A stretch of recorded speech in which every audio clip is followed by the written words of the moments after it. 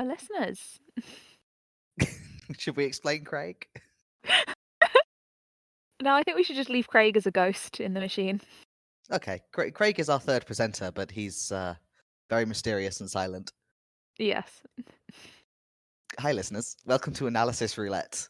I am Duck. My pronouns are he, they. Hi, I'm Dia. My pronouns are they, them.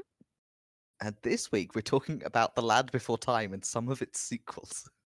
Yeah. It has so many sequels. Yeah, the most recent Land Before Time sequel came out less than a decade ago. Which, that's wild to me. Absolutely wild, because I think of The Land Before Time as being from like the 80s, which may itself be Which, false.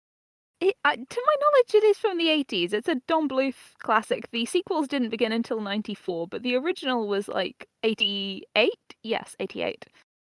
Right, that should. And it's still having sequels in the 2010s. I mean, to an extent, why not? Why abandon a winning formula? Which is the The question we're thing going is, to address today, I suppose. yes, so we are doing a commercial reading of the Land Before Time franchise. A commercial reading is what we're calling essentially evaluating this not as a piece of media, but as a product. Right. This suggests that we It's are in a rich field. yes, it's perhaps also sort of better labeled as why do they keep doing this reading? Why What is this financial still happening? incentive do they have to continue to produce these? Because there must be a reason that they're still making these. They are. Should we just talk about what The Land Before Time is Yes, for anyone who is not familiar? for anyone The who is original. a space alien. Right. The original Land Before Time is a classic children's animated Hollywood production. I assume Hollywood. But at that very Western animation style is what I mean. About some dinosaurs. Specifically, it's about some baby dinosaurs getting separated from their families and learning the value of friendship and running away from T Rexes, and eventually getting reunited with their families and reaching the Great Valley, which is a place of green and plenty because there's been environmental disaster. The whole franchise, it turns out, is about dinosaurs experiencing extreme weather events. Yeah, That's just the plot because they become extremely formulaic very quickly. they do. It's something of a nostalgic darling for a lot of people. I think particularly, but not exclusively Americans. I think it's sort of fondly remembered in the rest of the world, but there's a sort of little shrine they have in the States for Don Bluth, who was the director. Yes, that is the impression I've got, is that they care about Don Bluth as an animator more than we kind of register his existence over I here think so much. we have a fond memory of many of his films, but I didn't know who he was until like many years later when he was described to me as the guy who did all those films that you remember fondly. Right, exactly. Exactly that. So I have an individually aware of many of the films, but had never connected them up to any particular individual called Don Bluth. Yeah. And The absolutely have taken original all of them for Disney products, whether they were or not. I was the kind of annoying kid that did know which ones were and weren't Disney because I paid attention to logos because I was a very annoying child, but I didn't connect them to an individual person. I just used that to correct people I didn't like in the playground. Yes, but as a child, it's important to have something that you're good at. Yeah, like, sometimes you just have to express the fact that you're a fundamentally very pedantic and annoying person through the only means available to you, an 8-year-old. Right, and you just have to explain that Sarah the Triceratops is not a Disney princess, Yeah. although she is It great. yes, so Land Before Time is sort of it's quite interesting as a kids movie to look at now. We both rewatched it recently. Hmm.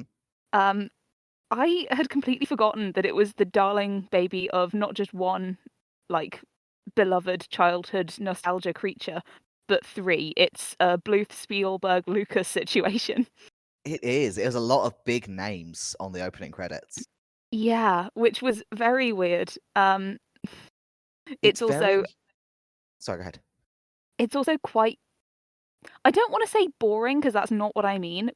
Like it's boring to an adult because I'm an adult and it's not aimed at me, but it's quite slow compared to like most sort of current children's movies. Yes, I would describe it as gently paced. Yeah. There's a lot of time given to each of the sort of dramatic beats in the story, which is in a contrast to current taste in how these things are produced, where you've got to have something happening every 3 minutes. Land Before Time will happily spend 3 minutes on here is a small dinosaur wandering around in the wastes, getting nervous because he's on his own. Yeah. So my plan here is we are going to talk for a little bit about The Land Before Time, the film, and then we're going Mhm. to talk about The Land Before Time, the product, Hmm. and the sequels, and the hand sanitizer, and the video games. I'm The excited. ha- the hand sanitizer exists, and I almost cried laughing when I found pictures of it. I mean, that is pretty funny. Yeah. Okay. You So also can kill off many species. I like in The Land Before Time with this hand sanitizer. there's one there's one that's like a jar of petroleum jelly, which I think we have a brand name for that over here, but I've like seen it before as like a thing that is just like in your medicine cabinet or whatever. But the fact that it's petroleum and it has this like cute little dinosaur figure drawn under it did just make me go, Yes, ah. I don't yes, know if that's that's a amazing. choice. Anyway, we're talking about The Land Before Time, the first movie to Mhm. begin with. So the plot of The Land Before Time is, as you said, sort of a very gently paced adventure, wherein we meet the dinosaurs as a concept in this very grandiose, dramatic way. And then we cut down to Littlefoot, who is an absolutely adorable baby dinosaur.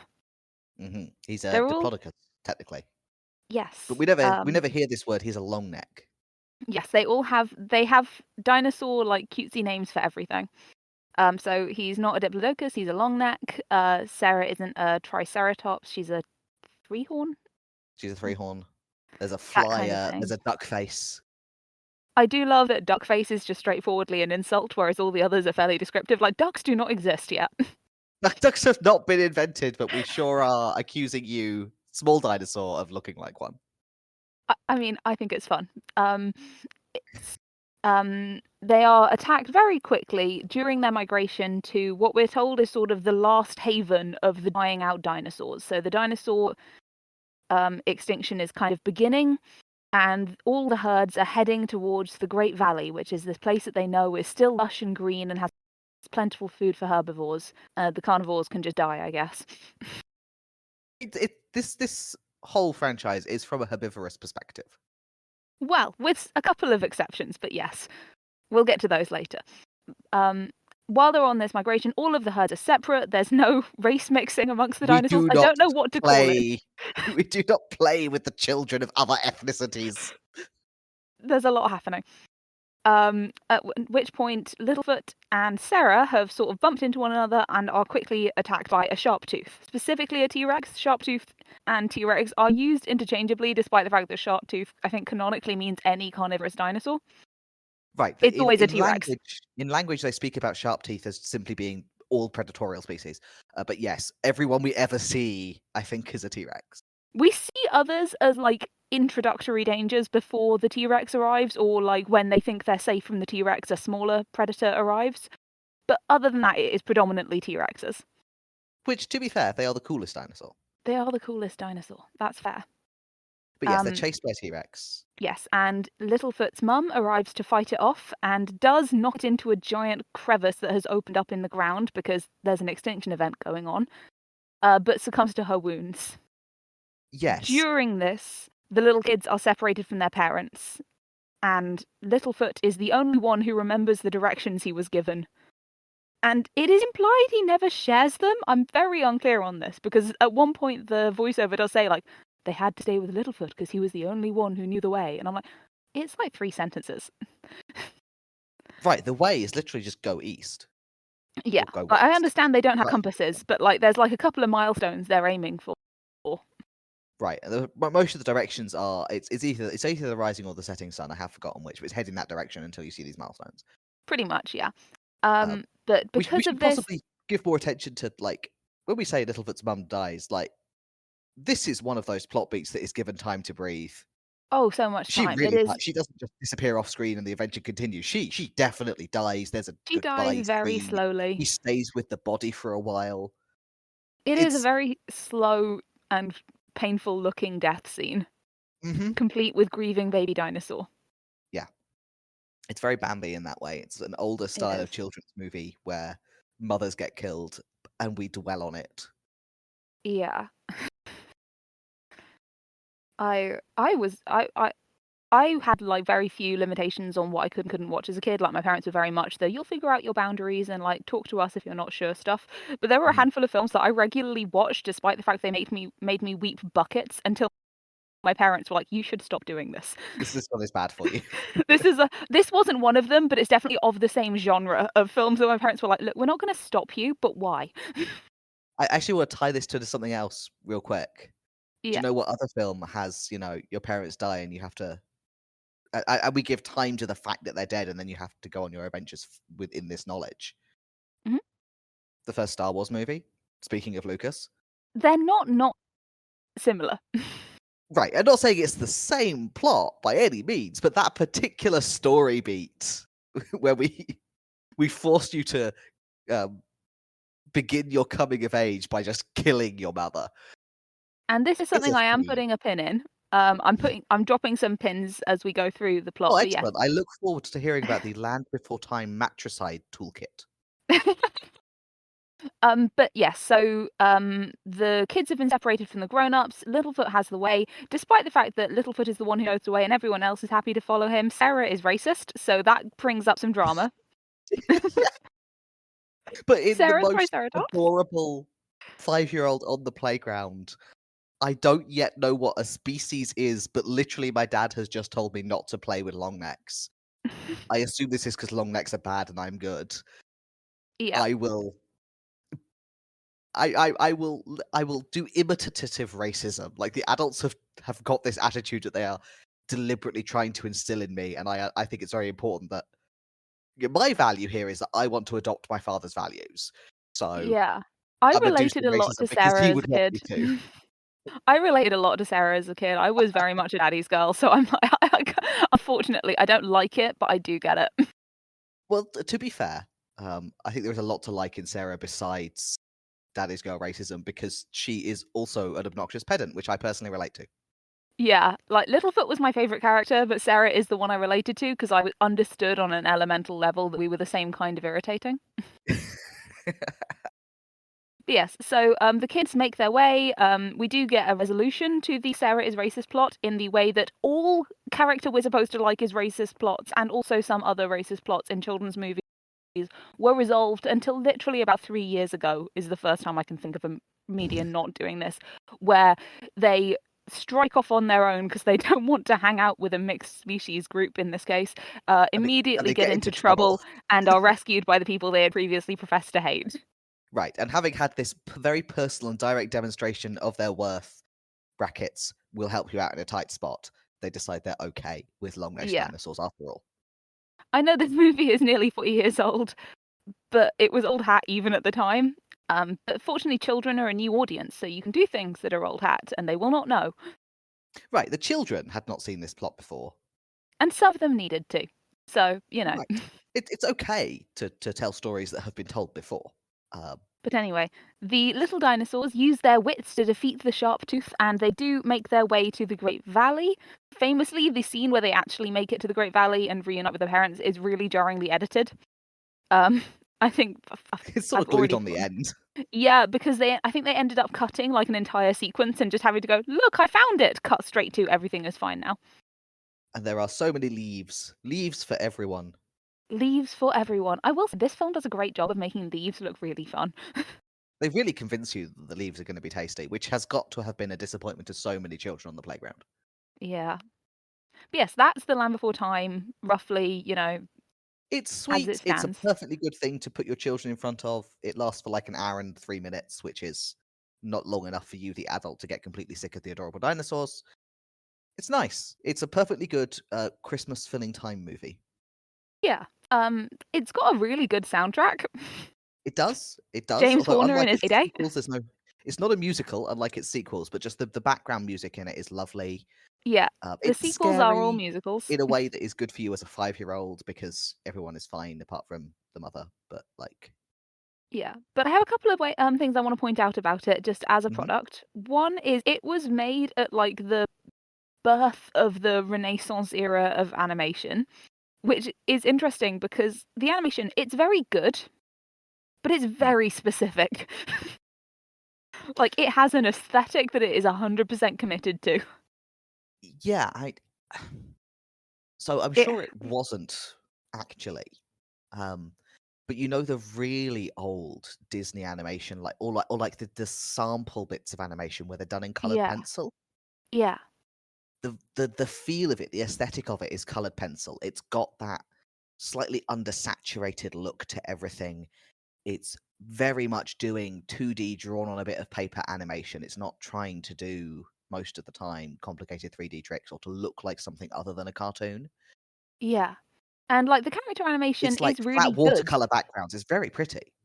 The flat backgrounds are beautiful, the character animation is really good, like, there were several points where I could actually, like, because I was paying attention to the animation, you'd look at it and go, "Oh, that's referenced from a cat. It looks adorable."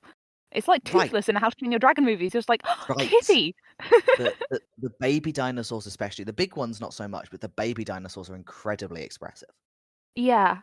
The big ones are more just like a foot and occasionally a head. It's like the Right, they're grown-ups very in Snoopy. ponderous. Right, because they're trying to most of the time they're sort of really pointing up the difference in size between the adult and the baby dinosaurs. I mean, Littlefoot is literally small enough that any of the adult Longlegs could step on him. He would fit into a footprint. Yeah. So most of the time we see them, they're these huge creatures. We've got the huge feet. We've got their heads coming down. They're bigger than Littlefoot's entire body. Uh, but the emphasis is on how big and ponderous they are, so they're not as expressive. They don't do the poses the way the kids do. And it's notable that while it does have the dinosaurs that sort of everyone knows are the coolest dinosaurs, like Littlefoot's a Brontosaurus, we've got a Triceratops, we've got T-Rexes, it also does have, and like we've got a pterodactyl, it also has some that are clearly chosen because they're like kind of more brightly coloured and fun looking, and like the character designs are Yeah. more dramatic. I don't know if that's the word I'm going for. I think Well, Ducky in particular, someone was given the job of going to the museum and finding the cutest dinosaur. although Ducky is also, can we talk for a minute about the sort of weird racial dynamics of Ducky? Yeah, there's a Because lot happening. Ducky is odd in a way that I can only understand as sort of being a bit of a racial stereotype, like particularly in the speech patterns. Yeah, Ducky has unique speech patterns. I'm not sure if that's supposed I can't remember offhand whether the other members of Ducky's species do the same thing. I think I got the impression that Ducky was supposed to be the second youngest and just be a baby sibling character.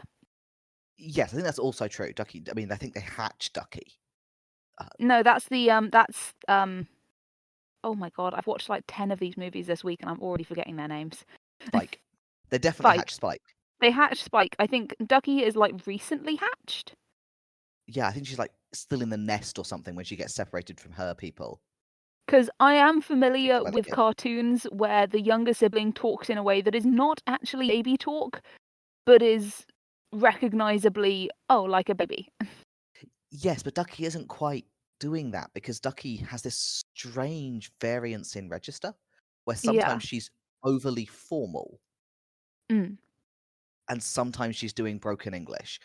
And how it comes across is second language written by somebody who didn't really research. It's fair. I can see that. I think to me it did come across as just like, especially between films, going from one of these characters is going to be the cute little one who has like a funny way of talking because that's merchandisable, Mhm. to people who did not write the original trying to replicate it.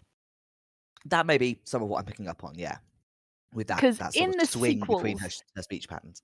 I will say in the sequels, Ducky goes from being like, "Oh, she's quite cute," to "I want to throttle this little animal with my bare hands." I didn't find her Several that points. annoying. I did find her very funny in the way that sometimes she is just much more formal than normal I speech think calls it's for. maybe I didn't mind her in dialogue. It was in the musical numbers that I was like, "Okay, I have to say I okay, hate the I'm at my musical numbers. wit's end." It's not just Ducky. I hate all the musical numbers. I think it's a Ducky has like the to me, to my ear at least, Ducky has the most like identifiable character voice, so it gets on my nerves the most in the musical numbers. Right, but that is why I hate all the musical numbers, is because they've got the It's just cast doing their baby dinosaur voices when they're singing, so they all have to me, very annoying singing voices because I they think are it doing doesn't the "I'm a help baby dinosaur" voice. that, like, over the years, there have been multiple voice actors for each one. By the end of it, those voice actors grew up watching this movie, so it's like being like, can you imagine being hired to do an impression of Littlefoot on a soundtrack? Of course you sound awful. I mean, we were also now back to the Star Wars theme. Yeah. Anyway, right, I was talking about the first movie, not the musical Just sequels. the first movie, not musical sequels. Yeah, Yes. so Ducky is I think you're right. I think that what they were aiming for is just she's baby. Mm. The way they communicate this is with much more broken speech patterns than with actual how children talk. Yeah, which is Which not does unusual for, like, the Rugrats era. right. It's hard to pin it onto any specific sort of racial stereotype because she is, as mentioned, a dinosaur. Mm. They're all dinosaurs. Yeah, Um, they're all dinosaurs. Watching as an adult, I was like, what are you trying to portray with this duck-billed dinosaur? Something's a bit odd here. And then Spike is completely mute. So Yes, we've got some because disability Spike is baby representation. baby, Well, this is the thing, and is never ages. he doesn't behave as the youngest in any way. He just doesn't speak. I think Like, he I pops out of the egg being the biggest of the baby dinosaurs, and in some ways, like, the most placid and least excitable. yeah, Like, he comes across as, like, the big stupid giant stereotype. yeah, I he kind of is love him. Hodor. I love him. I have a soft spot for all of them. They're sweet.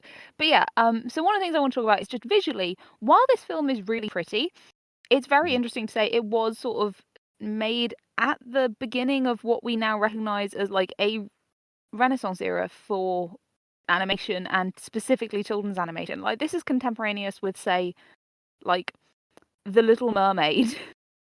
Okay, so And I was these gonna say, films can we talk more about that? Because I'm not really sort of up enough on animation history to know, but I do know so that The Little Mermaid was sort of heralded as or regarded as, like, a let me just breakout in pull up terms a of animation list style. of And so I do I've know there actually was a just thing that was the Disney Renaissance where they were like, "Well, we have all the old Disney films, and then we have all the good ones that you remember from childhood." And that was actually a second era. yeah. This came out so The Land Before Time came out a year before The Little Mermaid, I think, which came out in Mhm. '89, which was kind of an absolute shock to the world when it was good, Because that's not what you by all expect from Disney accounts. movies at that point. Yeah. Um, like the Black Cauldron, the one that everybody knows as the Disney movie that you should give a chance, actually. It's not as bad as you think, if you've ever spoken to an animation buff in your life. Came out in '85 and Okay. was sort of widely seen as the end of Disney. Like, really, this is what they're doing. These weird, boring, like not visually appealing Arthurian stories. Again, it's fine. Um, but it was a box office flop. However, that was sort of the idea that Disney was doomed to failure and absolutely about to um, collapse was dispelled when The Great Mouse Detective came out in 1986. I do vaguely remember The Great Mouse Detective. I'm not going to explain The Great Mouse Detective. Everything you need to know is in the title. Um, Right, I mean, I've seen it, and I remember that there's a deerstalker hat, and I feel like that's probably telling me everything I need to remember about The Great Mouse Detective. yeah. And at the time that The Great Mouse Detective and a couple of years later, Oliver and Company, which I do remember watching as a kid and loving. I Um, definitely saw that, yeah. I think when did that come it's the out? one with the little orange kitten. It was released the same year as Land Before Time. It's '88. Oh, okay, I So must have just seen it much later in my childhood then, because I remember when I saw it, I was, like, a little bit too old for it, but timeline-wise, it had been out when I was born, so that can't be why it's I didn't see it until later. I just didn't see it until later. it's one of the really early CGI films. Is the only bit of notable trivia I know Oh, about it. interesting. But I was fond of it as a kid. So that's sort of what Disney is doing at the time. One of the reasons Disney is kind of doing weird classic novel inspired talking animal films is Mhm. that Disney sees their dominance being threatened by a rising ogre on the horizon, and that ogre is Don Bluth. I can see why, based on Land Before Time, because it's very good compared to a lot of the, older Disney. When you think watercolor background and desaturated animation from the 80s, most of it's a lot worse than Land Before Time. Yeah. There are a lot of Disney historians who know a lot more about this than me. Please don't email us. I'm doing my best. But my understanding is Don Bluth had been a Disney animator who left because he wasn't a fan of the style that animated movies were taking in the 70s. He was much more fond of kind Creative of disagreements. he was kind of fond of the golden age of, classic animation. And in 82, he came out with The Secret of Nim. Nim? I've never sure how to pronounce that. I haven't seen it since I was 4. I have not seen that, but I definitely have seen the name. Yeah, I think I watched it once in primary school, but I do not remember it strongly. It wasn't like a box office smash hit, but it became a cult classic within like a week. Mhm. And it's what got Steven Spielberg's attention, which is how we got An American Tail, which was a smash hit. And now I've also not seen the original American Tail, but I have seen Fievel Goes West like a dozen times. I have It's so seen all of the American Tail movies because I watched the second one, which is the sequel that isn't Fievel Goes West, which has the Native American mice in the sewers, and I was obsessed with it for a little while. So what I'm hearing is I realize we don't actually do the whole hats thing until later in the episode, but we should put in Oh the yeah, that American is Tail going into the movies hat in the next. That's what's replacing Land Yeah, Before yeah, yeah. Time. This isn't under Excellent. question. Perfect. Um, regardless of what happened afterwards, An American Tail was like a really popular. Yeah, the second sequel is the one I remember being obsessed with. But yeah, it's a really popular movie. It does really well in 85 when it comes out. Mhm. And as I said, right after that is when Disney starts going, oh, what's that? Sort of Great Mouse Detective, Oliver and Company. Can I offer you this stuff? Small, adorable singing animals. Clocked, understood, know what you want. To which people said, no, actually, we still want to just rewatch An American Tail. Right. People are like, well, we do want small, adorable singing animals, but we want them to be good. Yeah. And to be fair, Disney both of said those movies that's are not good, but they're not as good as some of the competitors they were up against. Great Mouse Detective is a classic for a reason, but right. I mean, come on now. it's very much how A Bug's Life is a classic of Yeah. animation, and also Ants came out the same year Yeah. because it It's turns also out like, people didn't just want a movie about bugs; they wanted it's also that movie that they liked that The happened to Great be Mouse about Detective. The most interesting thing about The Great Mouse Detective to me is that it's just not cute at all. bugs. Like, I love mice, they're adorable. The Great Mouse Detective mice are creepy. Oh my god, they've got like little raccoon hands, there's a lot happening. But yes, and that's kind of where we're at when this film comes out. Little bit after this film comes out, 1 year, we get The Little Mermaid, which changes the face of animation forever. So this comes out in a really interesting period. Which also I think helps with the why isn't this a musical? Well, partly because it was consciously not doing the Disney thing. Well, bear in mind, like, Disney musicals didn't have the formula and structure that they do today. Like, musicals were much more embedded in the plot in animated movies of the 80s. Like, if you think about An American Tail, which I'm aware you said you hadn't seen, but I can't remember where the musical numbers are in Oliver and Company. Mhm. That singing is in universe. It's not really a musical. They're singing about their feelings, but they're singing like quietly to themselves as a comfort to themselves, not because they're welling up with Yeah, feeling and it's actually. bursting out. Yeah, now you're saying it, like if Fievel Goes West, like all of the memorable musical numbers are diegetically musical numbers. There's the family like playing the violin and singing around the kitchen stove. There's someone looking out the window and singing to themselves. There's the big piece in the music hall, which is a big piece in the music hall. Yeah, It's very it's much, actually happening. The characters are actually singing. This is not an yeah, interlude, it's part of what's happening. diegetic. Yeah, and also it's not in the sort of fairly, not 100%, but fairly rigid structure that like The Little Mermaid, Beauty and the Beast, all of the like Ashman Disney musicals would all follow, which is a very static like here's the world we're in, here's the I want song, here's the villain song. Like it does click on like that, which is not something Don Bluth movies have ever done. Mhm. Yes, they're quite formulaic, not always necessarily in the actual, like, setting and plot, but in terms of the emotional beats that the songs hit. Yeah. While I was double checking my dates, I remembered that Who Framed Roger Rabbit also came out as The Land Before Time, and I'm now just thinking that would make the greatest double feature. That's pretty good. That is For pretty good. anyone who's wondering, listeners, Who Framed Roger Rabbit is one of my all-time favorite movies. I'm obsessed with it.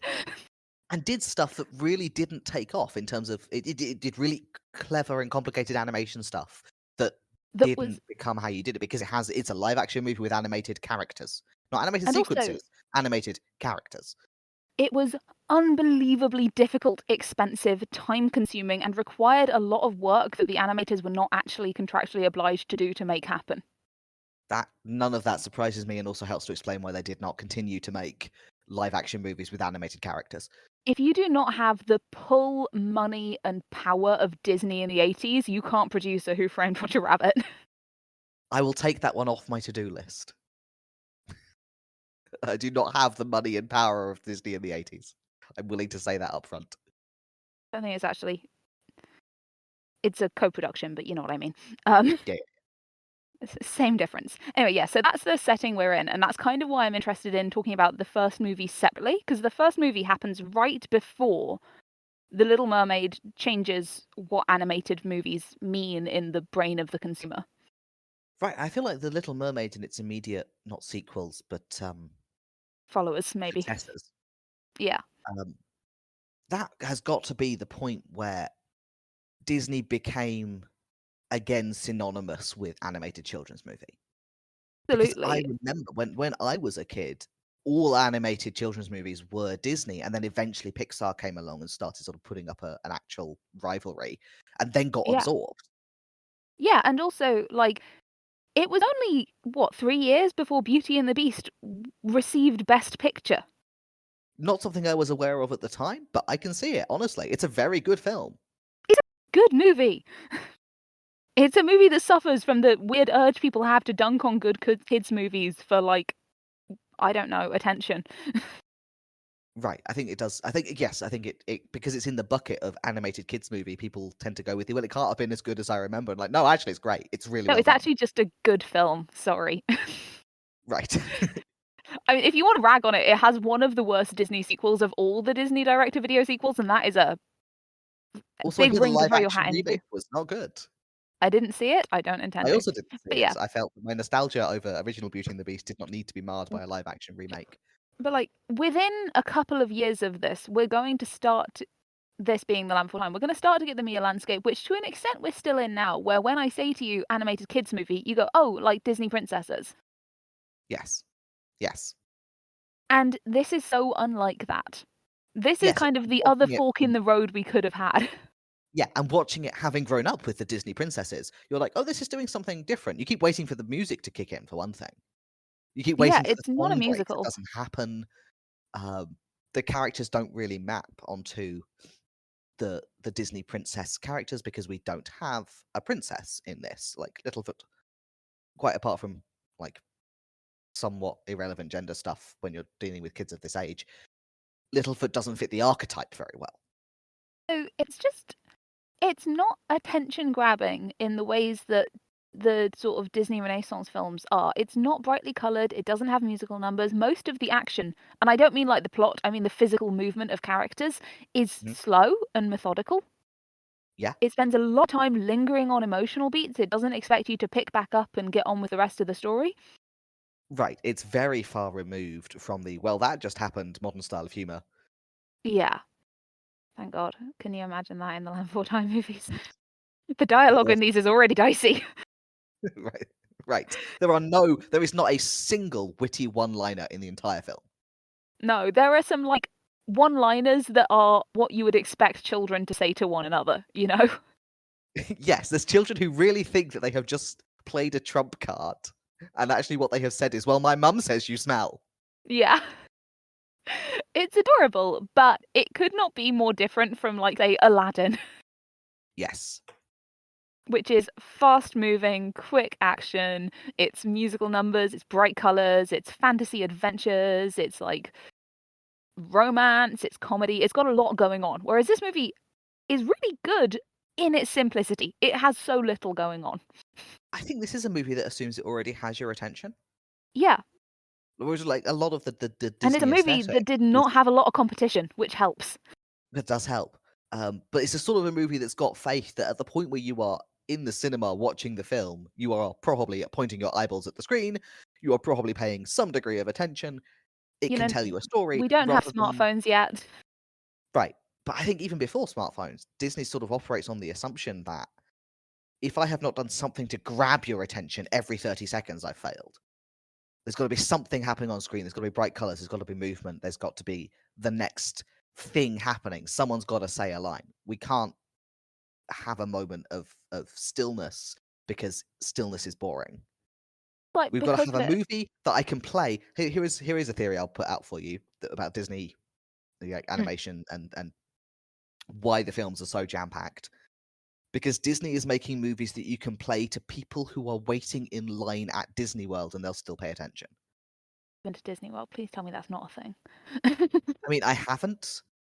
I assume I know there are screens that they play to the lines. As I understand it, they're not like the Disney movies. They're like Yeah, specific little spots for the that's like rides. lore and stuff. It's not just, "Here's Aladdin in its entirety while you wait to go on the Slinky Dog ride." No, I assume it's not actually doing that, but I feel like it's that aesthetic. It's Yeah. that this is a film that even if it's playing in what would be the background, will foreground itself. Whereas Land Before Time is like, you have come to watch a film. And I think We have also already ticked that box. Here is the film. I think it's a film that's benefiting quite a lot from a director who, at that point, was already known as the cult classic guy, despite the fact he'd only been going, like, as the cult classic guy for, like, 10 years max. To be fair, that's quite a long time in films. It's quite a long time in films, but it feels weird now that he's thought of as, like, the childhood nostalgia guy to be like, "Oh, he was that immediately?" Wild. Right, people watched his things and went, you know what? I'm going to be nostalgic about this. Yeah, like, within 10 minutes of watching the film, people were going, "Yeah, I'm gonna have feelings about that one day." Yeah, I feel this rewriting my brain, as the modern parlance is. Here we go. Okay, I'm gonna be thinking about these dinosaurs for a long time. This is gonna be a problem.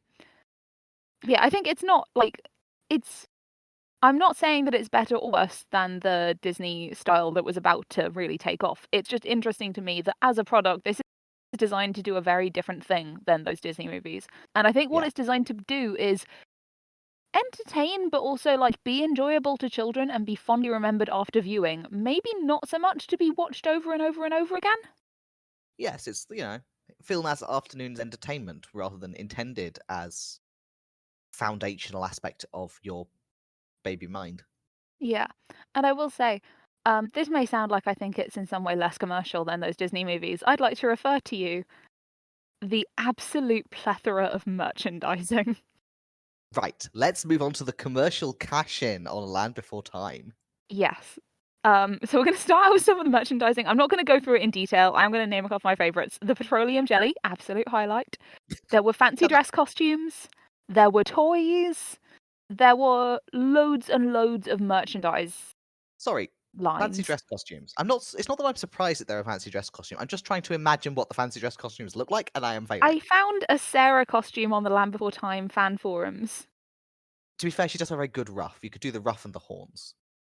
They're like they're like Barney the dinosaur costumes, Oh but like no, if Barney the dinosaur was in sepia. Land Before Time fursuits. Yeah, I mean, it's not as, like, good it's like, what's Barney the dinosaur's little shitty sidekick? I I don't didn't watch remember Barney, I don't remember their names, but there's, like, a little one. It kinda looks like that, but floppier because it's cheaper because material it's a and onesie for sepia children. toned. Yeah, it's like a onesie with, like, head stuff. Okay, I mean, I can see how this is adorable for your, 4-year-old who needs to be in fancy dress for something. Probably Yeah. trick or treating because this is I America. found a Sarah one on the Land Before Time fan forums, which are where I found a lot of the merchandise stuff. There are some very dedicated people keeping track of merchandise that they find in their attics during clear outs. Thank you guys. You Hmm. did me a lot of help. One of my favorite things is that there's a series of like dinosaur trivia cards which have much more realistic dinosaurs than the ones from the film, which really just feels like they just had those. Right, it's putting branding on this dinosaur educational material. Yeah, which is fine. I don't object to it. But yeah, there is a lot of cashing in on any kids movie because there is, I think, an underlying assumption, especially at this point, which is before the direct-to-video sequel format really took off. Hmm. There is a vague sense that with kids movies, you get your run and then you get your toy sales. Like we are in the Transformers era of children's entertainment. Hmm. Which famously is what gave us Transformers, My Little Pony, those kind of cartoons, were toy sales machines and resulted in like public outcries at the crass commercialism and also a lot of other things that I'm not going to get into. It's the 80s, guys. We've got a lot of weird responses from parents to what their kids are doing. There's so much happening in the 80s in Yeah, terms like of I'm not saying that what the media Satanic should we Panic allow our was in children. any way involved with Land Before Time specifically. I'm just saying they were both in an environment. Right, both they were happening at similar times, and you have to hand it to the Land Before Time. There is really nothing in it that can tie you back into the Satanic Panic. Yeah, like They look, avoided that whole minefield. yeah. There's a lot of stuff going on with like parental control of what their children are doing and also with crass commercialization on children's properties, which people cared about a lot less. People are much more upset about Satan than capitalism, despite the fact that one of those things is provably real. We're gonna get so much hate mail. I didn't say Satan isn't real, okay, but capitalism definitely real. No, Provably. I agree with you. I'm just don't If you're think going most. to email me and defend the Satanic Panic in the year of our Lord 2023, might I suggest there are bigger problems? But yes, before this direct-to-video Please, sequel, please do not email us about Satan. Is what we're saying. actually do it. It'll be fun. Fine, I will forward you any emails I receive about Satan. Anyway, so yes, before the direct-to-video sequel boom of the sort of 90s and early 2000s, which we are coming to, Right, toy we sales, have a range of sequels to consider. merchandise sales were where things made money. And the thing that's quite interesting about those, to my understanding, again, I am not a merchandising expert, to my understanding, they are kind of luck of the draw for companies. How do you mean? So when with things like My Little Pony and Transformers, you start with a range of toys. That range of toys is the one that gets popular. You commission a cartoon, you get the cartoon to establish, oh well, if you've got Twilight Sparkle, you have to get Rainbow Dash because they're best friends and you can't play with them if you don't have both of them. Poor Right, Twilight Sparkle's going to be lonely.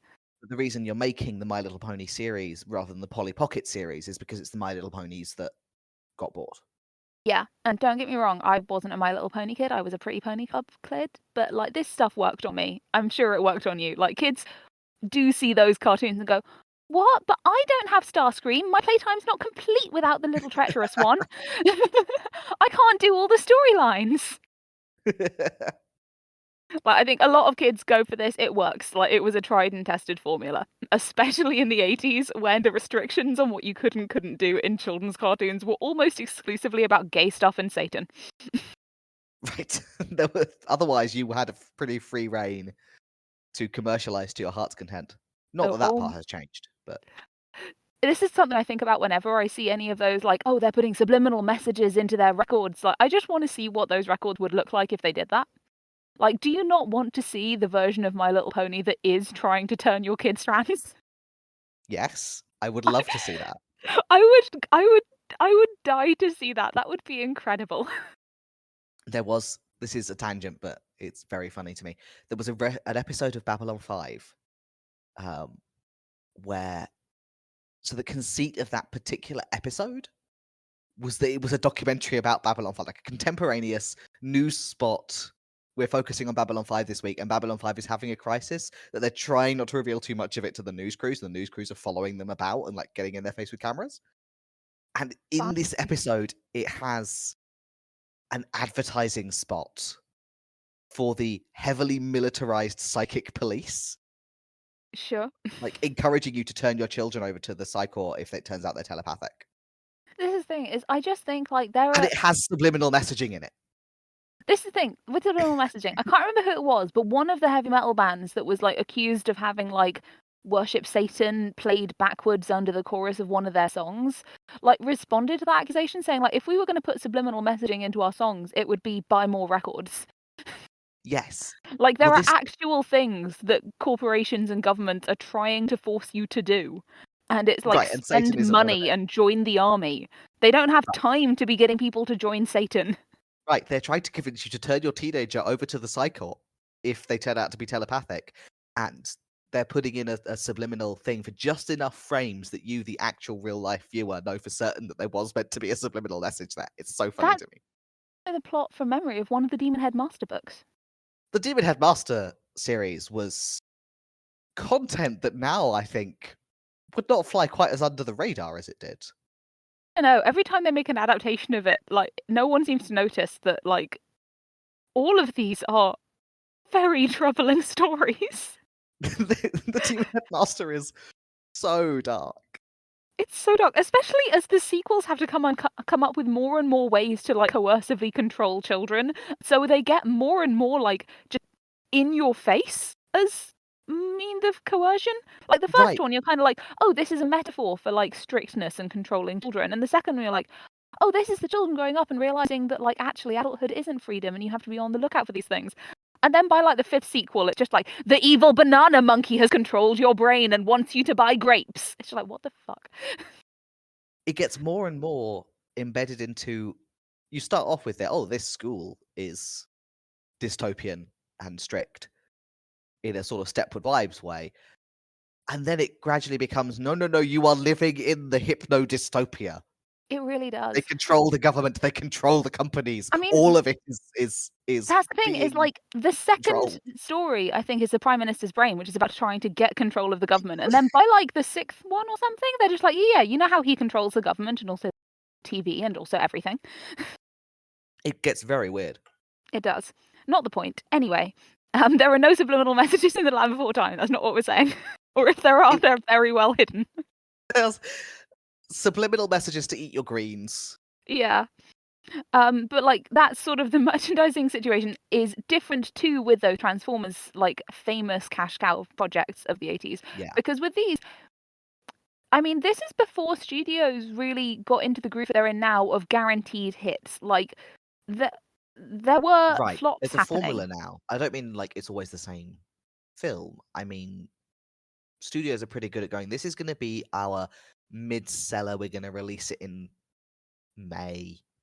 Yeah. This is going to be our Like summer blockbuster. And we can identify a blockbuster. We can make a blockbuster. exactly. Whereas at this point when Land Before Time comes out, it's still a lot more up in the air. Like the Morbius situation wouldn't have been headline worthy in 1988. It would still Made a have been film, funny. flopped a bit. Yeah. Like the reason that's interesting is because it's like it's a Venom-verse movie. Right. We made a film that should have been one of our tentpole headline prop us up financially for the next 3 years, and it flopped. And then we were so fooled by viral anti-marketing that we re-released it and it flopped twice, which is still funny. I mean, to be fair, I am part of the problem. I did go and see Morbius, but But right, but part of why it's funny is that we kind of expect them to be able to identify yeah, their big selling movies, and they like got it that's the thing really that's wrong. interesting about something like Morbius is you're sitting there going, "You didn't know this would flop? It's bad. It's so bad." Right. And you kind of realizing that badness maybe has not got a lot to do with whether the film sells anymore. Yeah, yeah. But anyway, so like this isn't a guaranteed hit. Like Don Bluth's first movie did okay at the box office, but got some eyes on him. His second movie was a smash hit. I think, unless I am much mistaken, he had like one or two kind of flops at this point. Mhm. But Um, what we're saying is that having it's not a poison pill the same way, because you don't assume that every movie is going to sell if you market it right. So you had one that didn't really sell isn't like the end of your career. Although to be fair, I'm yeah. not sure it is now. No, I feel like it's I hear not. about directors who've had a series of flops. Yeah. But anyway, Don Bluth has had. This is not his first film. He's done other stuff. It hasn't necessarily gone big. Yeah, he's also a year out from going full Don Bluth with All Dogs Go to Heaven, which is the one where he just went completely off the rails bananas. So, you know, it's an interesting point in his career. Um, but Suddenly, I so the need to watch. Yeah. merchandise, I really recommend it. It's a lot. The merchandise situation is kind of the box office sales are in the lap of the gods, and then the merchandise afterwards depends on how much of a hit you have. So once you've got a big hit, Right. you've obviously got your merchandise lined up beforehand. Once you have a big Right. You hit, know what you're going to make, but whether you bother to make and sell it yeah, how is much of it you make, and also whether you continue to come up with new things, whether you release like, you know, novelizations, sequels, things like that, right. all happens after the movie. Does this line of plushies just, become a stand at Disney World for the die-hard fans, or do we sell this really hard Or and does make it go the way of like, you know, one of those Twilight movie knockoffs where they really thought it was going to be the next big thing and none of them were? and it just sits in landfills for years to come. Becoming some kind of merchandising cryptid. Yeah. Um, so when we're moving on into the 90s, the merch sales indicate, and the box office reviews are in, Land Before Time, profitable. It's good. People The like kids it. like it. The kids are into it. This tells us Now, two things. One, merch, and two, more dinosaur movies. yes. Now, this is where something interesting happens. Hmm. So, The Land Before Time 2, The Great Valley Adventure, comes out in 1994, which is the same year as Aladdin, The Return of Jafar. Okay. Clash of the sequels. Clash of the sequels, they're both released as direct to video, but that practice was not common. So, sort of, these are actually not part of what we now recognize as the trend of direct to video cash grab sequels of the 90s. Okay. What's the difference?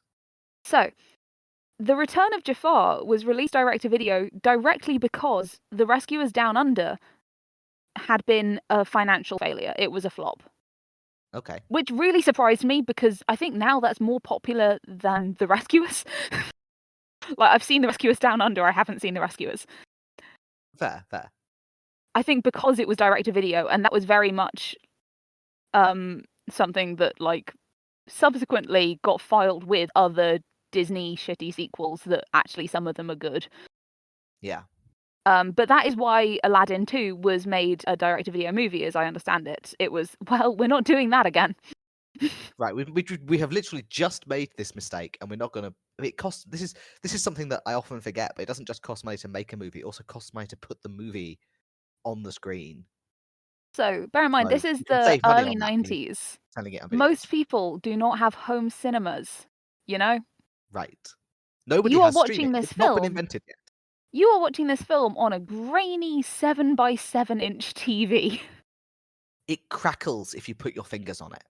You can get away with some extremely bad animation in a direct-to-video sequel in the 90s. And Right. I boy, mean, did they. this is one of the things. It's like a lot of video games that were made to be played on old cathode ray screens. If you play them on a modern screen, don't just look bad, but they look qualitatively different because you can see the pixels. So you think of them as having pixel art sprites, but actually when they were made, you didn't see the pixels because the screen technology blurred all that out, and they looked much smoother and much, what now viewed pixel by pixel is a grainy pixelated line was a smooth curve in the display that it was designed to be used with. Yeah, and that affects animation as well. That the quality of the animation isn't just like not just in the how good or bad it is, but in what does it actually look like. It looks It different. It's also why, for a lot of people, if you're a horror movie fan and you remember horror movies being better when you were younger, one of the reasons for that is because that's how people feel when they get old. But the other Yeah. reason for that is that you were probably watching those movies on a crappy screen, but the movies were well lit. As opposed to now, when the lighting is dog shit and the image quality is perfect, which is a terrible combination for building atmosphere in horror. Nowadays, you can see every detail except you can't see half the screen because it is literally just black. Um, the surround sound is crystal clear, but also horribly mixed, so you can't hear the dialogue. Or the opposite problem where everything is, like, perfectly lit but blue, so you can see every single, like, atom of the killer approaching the babysitter, and you're just there like, "The fuck's your problem, Laurie?" Right, it's just like, well, now I do not have atmosphere or suspense. "Hey, dumbass, he's got a knife. He is fully in your field of vision." Look, he's behind you. Pantomime not usually the vibe you want with a horror movie. Exactly. But yeah, so, you know, there's a lot going on with direct-to-video.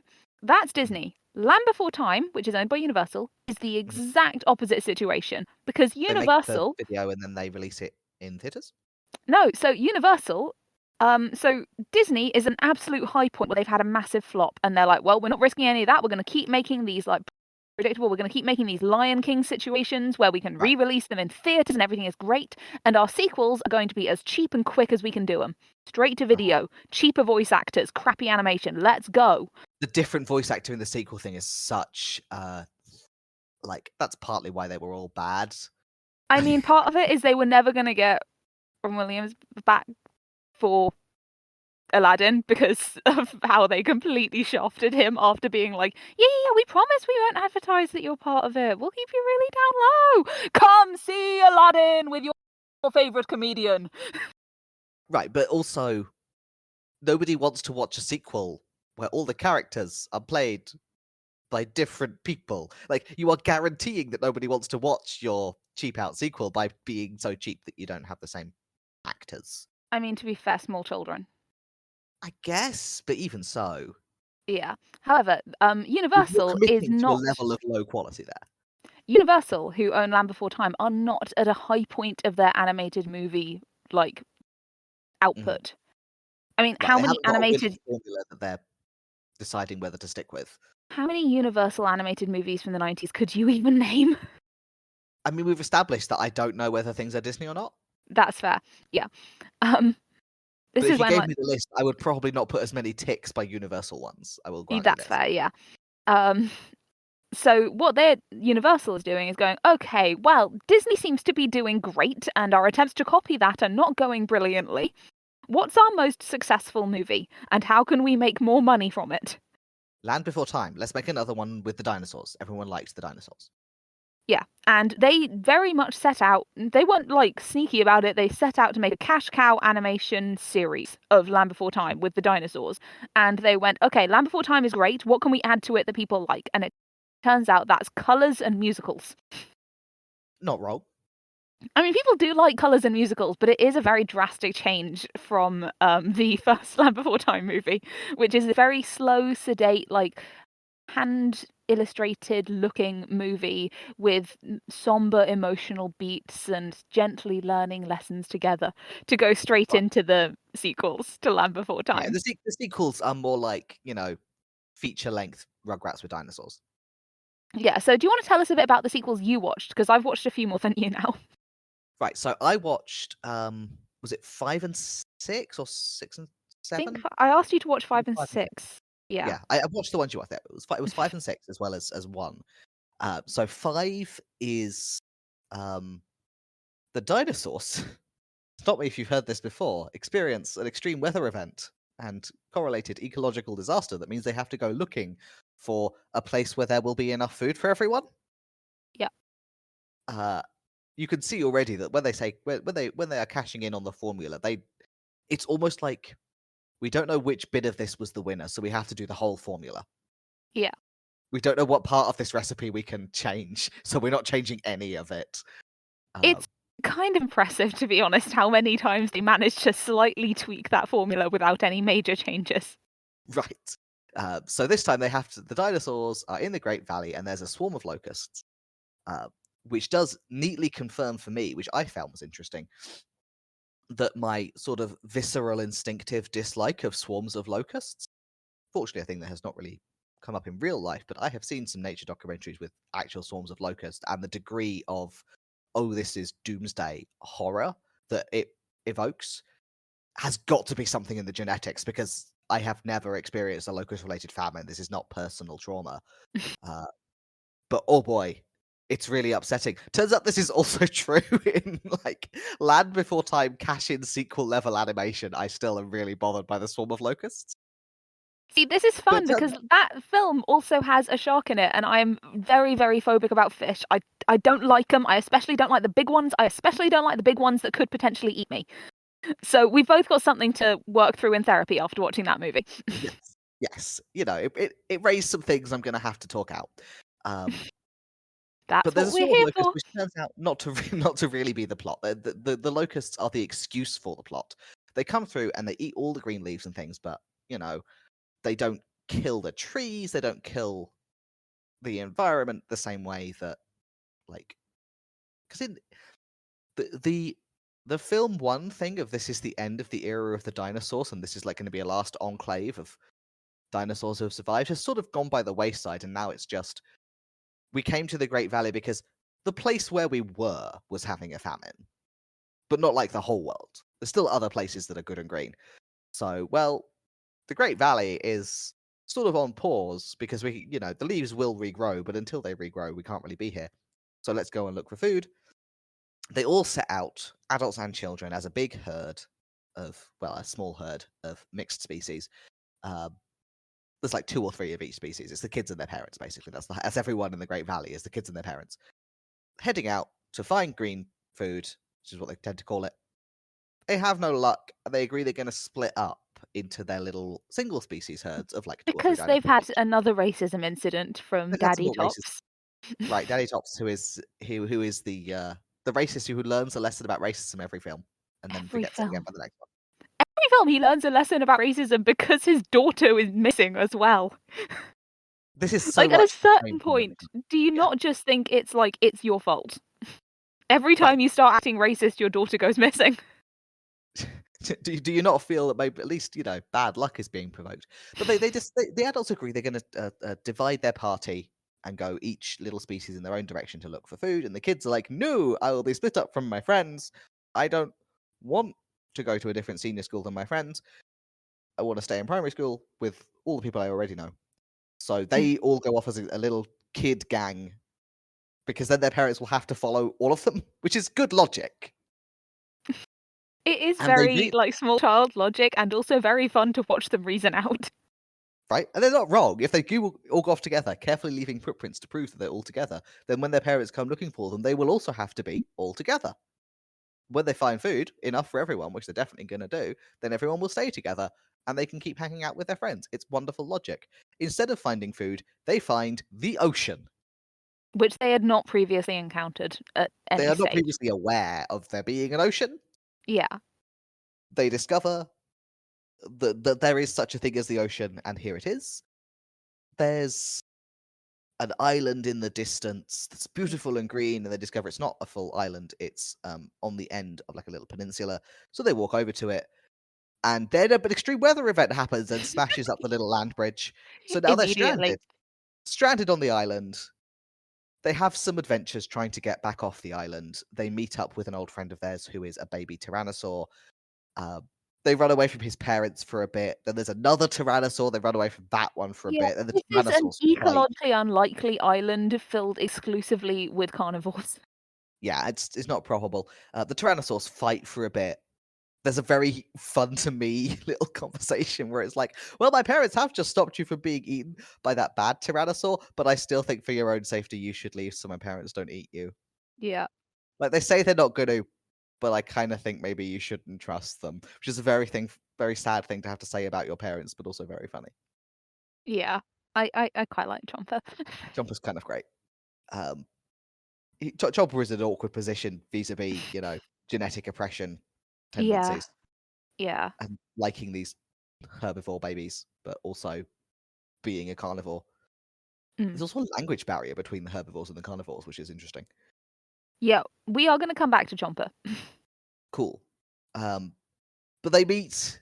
They're trying to make plans to get off the island, but it's okay because although they are very bad at building boats, they find a big swimming dinosaur. I think she's a plesiosaur. Um, Yeah, something like that. Her name's Elsie, her name's Elsie. entertainingly. She's got a very long neck, and she's a good swimmer, which means the babies can all like stand on her back or on her head while she swims them back to the mainland. She's got a bit of a thing for um, Littlefoot's grandpa, which is very cute. Yeah. I like that the adult dinosaurs have, like, relationship drama. Like, there's one of the other Yeah, sequels, Sarah gets a stepmom, who renames Daddy Tops Topsy, which is very sad to me. that's disastrous. Amazing. Give Um, me Daddy Tops. mm. Let's leave that to the adults to care about. But in the process of looking for the kids, the adults have found somewhere green with enough green food for everyone. So when the kids are brought back by Elsie, they are reunited. They are somewhere with enough food, happy ever after. And now, Number and 6. then number 6, I have to hand this to number 6. It is not primarily focused on ecological disaster and famine. No. Instead, it's a western. Or I mean, it has the trappings of some of the trappings of a western, but not. It doesn't really commit to it. I It's will about say, the song is a bop. I didn't go for any of the songs in it. I No, didn't love it, I just thought it was fun. There's something so charming about the dinosaur western song. I did enjoy that Spike, who is still mute, got to do like a scat singing Yeah, um, accompaniment bass line. Doesn't get any words, but he gets to go bob bob bob bob bob. It's very cute. yeah. It's now I have a theory about number 6 in the way that it's fun to make up stupid theories about kids' movies that are not that deep. Yeah. So the 6 both starts and ends with the dinosaurs, the baby dinosaurs rather, gathered around the campfire telling stories. But Mm. because they're dinosaurs, the campfire is like a lava crack. Yeah. Um, Sometimes cracks such as this can give off hallucinogenic gases, and I think that explains a lot about the film. That's my I didn't crack theory. even Honey, I didn't even make you watch the one with the, like, with the aliens or with the No, Brontosaurus religious special event. Like, they get way weirder than the cowboy dinosaurs. kind of intrigued by Brontosaurus religious event. We'll get there. Granddad tells them a story about the lone dinosaur who came into town and rescued them from a sharp tooth and then left in the strong, silent, and stoic type way that, lone gunmen do, apparently. Uh, and the kids are like, let's go and look at Saurus Rock, which is apparently like the sign that was left to show that the valley would be protected by the lone dinosaur. And they go, and they cause problems, and bits of it fall down, and then it brings bad luck on the valley. But also the lone dinosaur shows up and rescues Littlefoot from, I don't remember, but it's probably a T-Rex. It's actually one of the rare non-T-Rexes, I think. It's, the other one, begins with an A. It looks like a T-Rex, but it's not. Allosaurus? Yes. Well done. I Good didn't dinosaur recognize it not knowledge. being a T-Rex in the animation, so because I've been it's reading a lot of Wikipedia pages about Land Before Time movies. still a theropod, it still looks the same. Um, there's a sharp tooth, it's chasing Littlefoot. Stop me if you've heard this before. This time Littlefoot is saved by the return of someone who denies that he is the lone dinosaur, but he's the lone dinosaur. He's called, like, Bob or something. Dave, he's got one of those names. Sure, yeah. I can't remember what his actual name Doc, is. isn't it? Doc, there we are. That's a very It's a American cowboy Western name, cowboy name. Right. like Doc Holliday, but a Diplodocus. Right. You know, as you would expect. Um, the kids even more formulaically run around the valley having stupid adventures, knocking down some rocks, getting involved with a sharp tooth, needing rescuing. There is some extreme weather event because this is a series about extreme weather events. But it's like there's a rainstorm that means everyone has to run and hide, and then there's some rescuing from the weather, and then there's some actual twisters knocking over trees and things, and everyone's got to clear up after it, and Daddy Triceratops is racist about it. Yep. That sums up And a lot of action in these movies. So there's an right, extreme weather event and Daddy Tops is racist about it. okay, racist about it. Littlefoot goes off on his own to try to repair Saurus Rock because that will make the bad luck go away. Once again, has to be rescued. But this time, his own granddad gets to do some of the heroic rescuing by pushing Saurus Rock over on top of the sharp tooths. They're dead. Actually, about two-thirds Saurus. of Sharptooths in these movies are destroyed by rocks being dropped on them. Most of the remaining third are destroyed by being smacked by a Apatosaurus. Yeah, there are only so many ways to fight the T-Rexes. Especially when you are teeny tiny. And the film, the plot is resolved by, everyone is still having this debate about should we let Doc stay? Has he brought bad luck on the village? And Doc is like, this is why I live alone, actually. I'm not here for all this drama. I'm going again. Don't worry about it. You do not need to resolve this argument because simply being near this argument is so tedious that I'm leaving. And then he I mean, leaves. he's relatable. I Right, he's also like, would being not in like there to be in is Land terrible. Before Time 6. You have to get along with people. And that's just too much effort. Like, it's nice that some of you are arguing I should be allowed to stay, but why would I want to be here and hang out with Daddy Tops? Yeah. And he leaves. He walks off into the sunset, and then we wrap it all up in a neat little bow with, instead of Grandad telling stories over the fire crack, it's Sarah and Littlefoot telling stories over the fire crack about how heroic Grandad was. Mm. The biggest weirdness here is, why is Land Before Time a Western now? Once you get over it being a Western, you're just like, oh yeah, we're in a Land Before Time movie. It's mostly kids running around dodging dangerous terrain and T-Rexes. Yeah. So I am going to talk a little bit about the first sequel, The Land Before Time 2, The Great Valley Adventure. But the 5 and 6 are the ones that I'm going to hang most of my points on. So I'm just going to talk us very quickly through number 2. Go for it. Because number 2 is the kind of really, if you consider that Aladdin was direct to video for other reasons, Land Before Time 2, The Great Valley Adventure. I keep saying that because I find it so funny how much they did not try with the title. As opposed to what? Every single story in this franchise is an adventure in the Great Valley. Whatever. Land Before Time 2 is kind of the very first of the direct-to-video cash cow sequel explosion of the 90s. Right, because they intended to put Aladdin 2 out as a theatrical release. They just didn't, because their last sequel sucked. Right, but they made Land Before Time 2 with the intent that it go to video. It was made for video, not just released there. It's 6 years after the original movie. It's a direct-to-video production. The owner of the franchise is very openly like, yeah, this is to make money, not art. We don't have a story to tell. We have made one so that we can sell a sequel. The loose story of it is that Littlefoot and the gang are living their happy life in the Great Valley. They've got their families back. They've got food to eat, until they get stuck in quicksand and get told off for getting stuck in quicksand. A relatable childhood experience for everyone. And decide to prove that they're not babies who need to be told off for getting stuck in quicksand by wandering off into the mysterious beyond, which is what they call the area outside the Great Valley. Okay. Again, and full of sharp teeth. You know, children do things like this, or at least tell themselves that they will do things like this. Yeah. But as this happens, they spot 2 egg-eating dinosaurs called Ozzy and Strut stealing one of Ducky's unhatched siblings. Okay, that got dark real fast. Yeah. So they chase the egg eaters into the mysterious beyond. There's a landslide, so they get like. Of course. So now they're trapped and can't get back. I think they can theoretically get back, but it causes them to lose track of the egg. Right.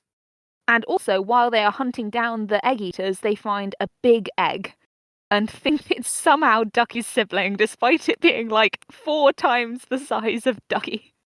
Well, all the other eggs we've met today were Ducky's siblings, so surely this one is also just, a big baby Ducky. Yeah, so they get it back to the Ducky's mum's nest, and it hatches, and this is where we meet Chomper! Hi, Chomper! You're a baby Sharptooth! Everyone except Littlefoot runs away, and Littlefoot basically goes, hey, he's like the size of me, he's not dangerous. I'm gonna be his dad. He can't eat you, he's tiny. Unfortunately, Littlefoot is not prepared to be the dad of a T-Rex, partly because he's like 5, and partly because they don't have any food for T-Rexes except themselves. Right. When we say they don't have food for T-Rexes, these are not dinosaurs that have mastered agriculture of less sapient dinosaurs. If you eat meat, you just eat people. There's no distinction in this world. Yeah, so that's sort of the A-plot. In the meantime, the Egg Eaters, sidebar, I'm just going to mention this, Egg Eaters have the most annoying voices in the entire franchise. Because there are some more annoying voices in terms of adults doing baby animal voice for an American cartoon. These ones are like, they're like ostentatious Shere Khan villains, like they're doing the drawling speech patterns. But it's very annoying when the villain has this little to do, because all they do is stand around going, I'm going to eat eggs. Making an ominous eggs. speech. I am a single-note villain, but I shall explain to you. They don't have an ominous speech or a plan. They just stand there saying, delicious eggs. Hey, you, bring me eggs. That's all they do. where they have an egg and they want to eat the egg, but because the plot requires the egg to be rescued, they are not eating the They egg while they talk discuss about how at much they love length their eating eggs. plans to eat eggs, yes. Yeah. This egg that is right here, but they're not eating it because then it can't be rescued. Yeah. Yeah. Fortunately, when the egg eaters attack, they're scared away by the shadow of Chomper, which they think is the shadow of an adult T-Rex, and they run away. And the rest of the gang go, "Well, we guess we can keep him." But then he bites Sarah, and everyone Because goes, he's hungry and "No, a don't baby. bite Sarah!" And he runs away in tears. To a volcano where the egg eaters are, because these dinosaurs should have the worst luck on the planet. They Um, live in some extremely geologically unstable zones. yeah. And the volcano erupts. The egg eaters are briefly scared off, and Mhm. then some T-Rexes show up, and As all of the happens in land adult before. dinosaurs team up to chase away the adult T-Rexes, leaving the baby T-Rex running away again because he's realized that no one likes T-Rexes. Right, it's a very hard life being Chomper. Literally nobody wants you here or likes you, except for Littlefoot, and only because he hasn't thought it through.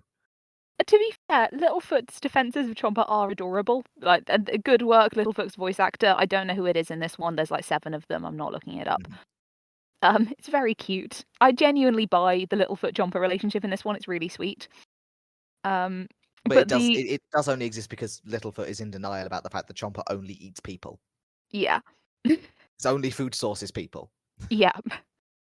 But yes, so the grown-ups kind of go, "Hey, what the fuck? What's going on? Why are there tyrannosauruses and egg eaters and volcanoes happening?" And to which I would say, "Have you seen our lives? This is just Tuesday." Tuesday. But kids explain everything, and the grown-ups basically sod off to close up the opening that the landslide created, Mhm. or that the kids used. I can't remember how it got there. Meanwhile, Littlefoot has run off to find Chomper, pursued by a couple of T-Rexes, who turn out to be Chomper's parents. Yep. Littlefoot is kidnapped by the egg eaters after Chomper leaves, but Chomper hears Littlefoot screaming for help and leads the big T-Rexes in a rescue party. Well, I think, and then yeah, they sort of it's not clear that they know they're rescuing Littlefoot. It does seem that Chomper runs in to rescue Littlefoot, does not succeed because he is baby, and then the parents Mhm. show up to rescue Chomper, and just like, As a side effect, also rescue Littlefoot. yeah, by the transitive properties of T-Rexes. A rare And branch of mathematics these days, but a vital one. um and basically they sod off with Chomper. Littlefoot says, "Bye, I hope you don't eat me one day. I enjoyed parenting you badly." And goes home to help seal up the valley. Everybody's safe, and there's a little bit at the end where Littlefoot goes, "Look, I learned a valuable lesson about not being a single parent to a Tyrannosaurus when I'm 6." At which point I'm like, hmm. So several things in this I've said, children do this. I feel like that one, most children do not do that one. I mean, to be fair, if I had found Chomper hatched in my back garden, I would definitely have tried to keep him. Right, but you also have access to supermarkets and chickens. This is true, but still, I keep a tiny predator in my house. Who can blame Littlefoot? My cat bites me all the time. Not really with intention to eat you though. She's just a jerk. Yeah, she is kind of a dick. Anyway, um, so there's a few things I'm going to point out about this first sequel before we come back to 5 and 6, which are going to be our Sure. main talking points. Though we are going to mention some other things because there's a lot that happens in these. Uh-huh. One is Chomper. Okay, so Chomper if you is just picture the first Land Before Time movie, try to I'm imagine picturing it. you are a small child in the late 80s. You've just Uh-huh. seen Land Before Time. You loved it. Uh-huh. Your Uh-huh. parents taken you to like Woolworths or wherever you get your toys, Uh-huh. and you're looking at a big row of Land Before Time plush toys. Uh-huh. Can you see a problem? Where's the T-Rex? There's no T-Rex.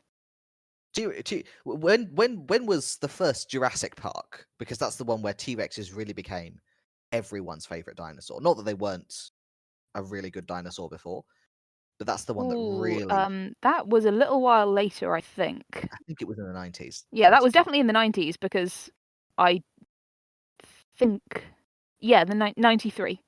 Right. So it's not quite unthinkable to have a range of toys with no T-Rex, but you're still doing a range of dinosaur toys. Yes, they're cash-ins for Land Before Time, but it's a range of dinosaur toys, and you don't have the iconic predatory Yeah, dinosaur. You don't have a and also T-Rex.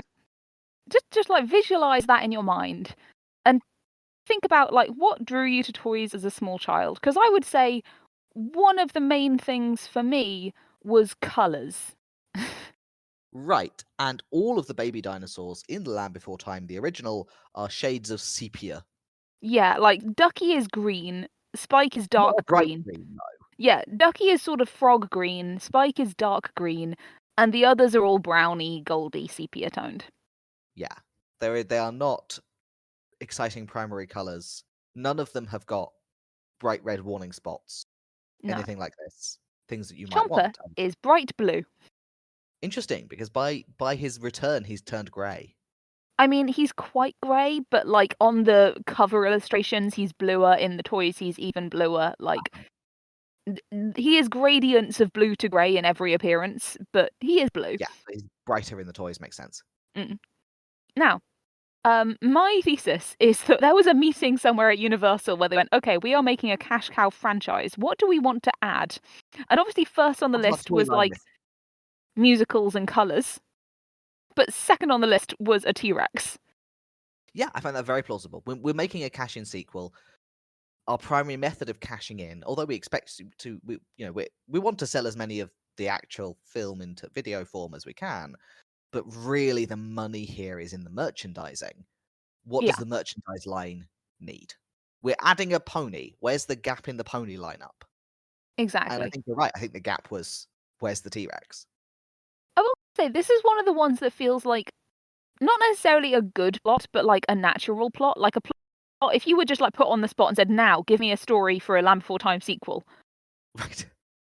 It this sounds like feels a like one of the causally ones that would. connected series of events, which is like the bare minimum for a plot. And also, like, if you were just trying to think, okay, what would possibly happen after the first Land Before Time movie? Egg-eating dinosaurs, a baby T-Rex. These all feel like very plausible first guesses, Yes. in contrast to the aliens and the cowboys. What happens in Land Before? We're writing a sequel to Land Before Time. What happens? Well, it's a western. It's just Yeah, not a sentence that you think of. exactly. You only get to that once you've written 5 of these things. Right, but for number two, well, we're beginning to repopulate, right? So we have additional baby dinosaurs, maybe we certainly have eggs, and then the eggs could be threatened, Mm, and then we could hatch a T-Rex by rescuing them from the egg eaters, and now we have obtained an adorable baby T-Rex in a way that is not immediately threatening, so the kids can get along. yeah. And so Chomper is actually, I believe, absent from 3 and 4, which are, um, Yes, they meet honestly him both. again on the island in 5, and they're like, "It's Chomper! Hi, Chomper!" And they have to rediscuss, is he going to eat us? Yeah, and I have to say, like, 3 and 4 were some of the ones I found, like, quite boring and quite depressing. Like, there's these were coming out 1 a year at that point. It's, Oof, that's too many. yeah, 3 is about a drought, 4 is about Grandpa Longneck getting sick. That's sad. Yeah, um, but then, oh yeah, and, 4 introduces a female Longneck out of nowhere, which is to be Littlefoot's friend, which sure. I do think that She's not in 5 5 or 6. yeah, I do think that 5 is when they kind of hit a stride of, like, formula-wise. Yeah, we worked out what the story is that we tell with the Land Before Time movies. It is the same story every time, but it works. And they also realized that introducing more new dinosaurs to sell toys of wasn't going great. We should bring back the one everyone liked in the first sequel, because people do like Chomper. Chomper is, I think people listening to this will have cottoned on by now. One of my favorite things to do when I'm researching these episodes is go on like fan forums and old fan fiction websites and like read old reviews and just see what like people Find who out what enjoyed people were this were into at the thinking. time. People like Chomper. Chomper's everybody's like favorite because he's cute. He's cute and he's a little different. Yeah. People like an underdog and they like a misfit. And in the context of these movies, Chomper is both those things. I can also say, like, I do think I definitely watched the first one as a kid. I think I maybe watched a couple of the sequels. The Mhm. one I owned and had on video cassette and therefore watched over and over and over and over was number 5. And I do remember, like, really liking Chomper. I remember enjoying 5. Like, I remember liking it as a kid. Chomper in 5 has got interesting amounts of depth because like, Yeah. he knows that his parents are dangerous predators in a way that the other kids. I mean, Sarah is very much doing a Chomper will eat us thing, Yeah. and It's the other fair. kids are Sarah is like the one he bit. right, and the other kids are all well. No, it's Chomper, our friend. So obviously Chomper's parents wouldn't hurt us because Chomper wouldn't hurt us, and Chomper is like, well, I definitely won't hurt you. My parents, however, I Little pun song about having friends for dinner. I love the friends for dinner. He's singing about having friends for dinner, and he's collecting like leaves and berries for them, and they're singing about how he's going to eat them for dinner. Yeah. I actually think that 5 has some of the, like I said, it's The hit music its in Five is stride definitely better than formulaically.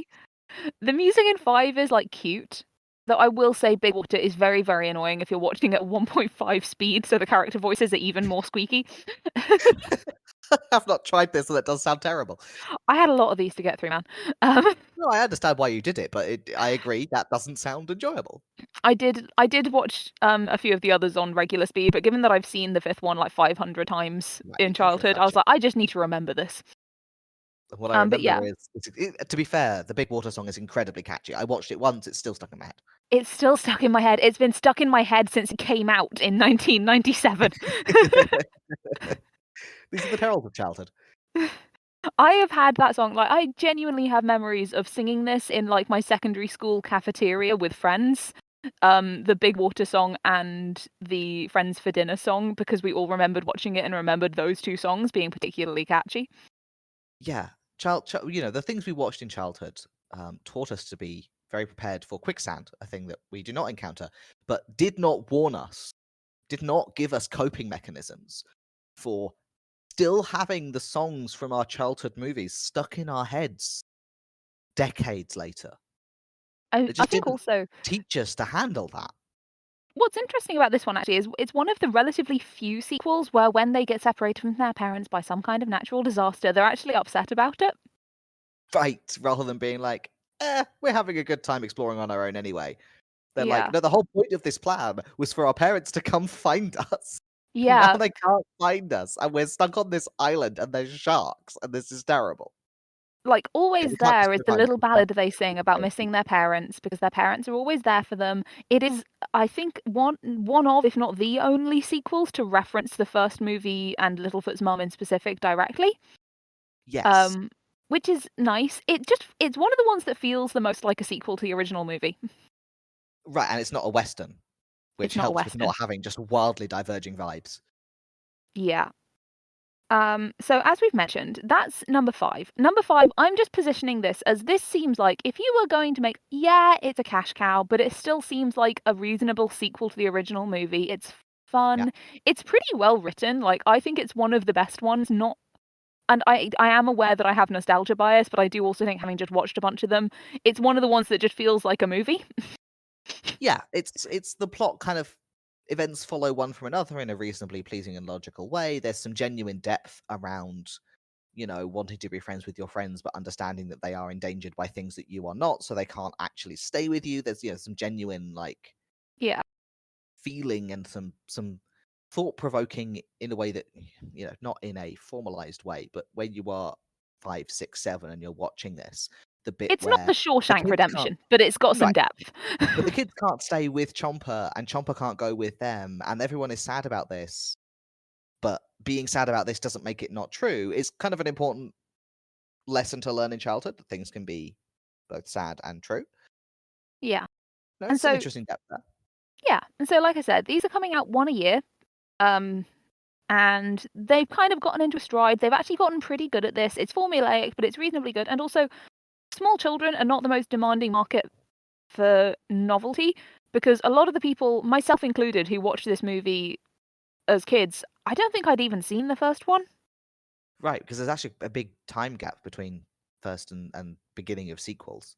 Yeah, because the first movie came out in 1988 and Land Before Time 5, The Mysterious Island, came out in 1997, the year I was born. Right. But also, yes, like small children, even more so than adults, and we tend to underestimate this even in adults. Like Yeah. Part of the reason you watch a sequel is you do want the same again but different. Yeah. You kind of want it to be not necessarily in terms of you don't want it to be so formulaic that it's the exact same plot, but there's a reason that you are choosing to watch a sequel, which is you want the next bit in that story, not a different story.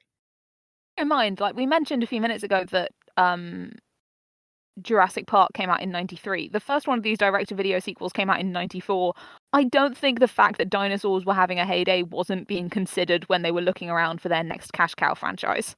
Right, and it makes a lot of sense that when you make the first sequel in 94 after Jurassic Park, absolutely it's the T-Rex you put in. Everyone is in T-Rex fever.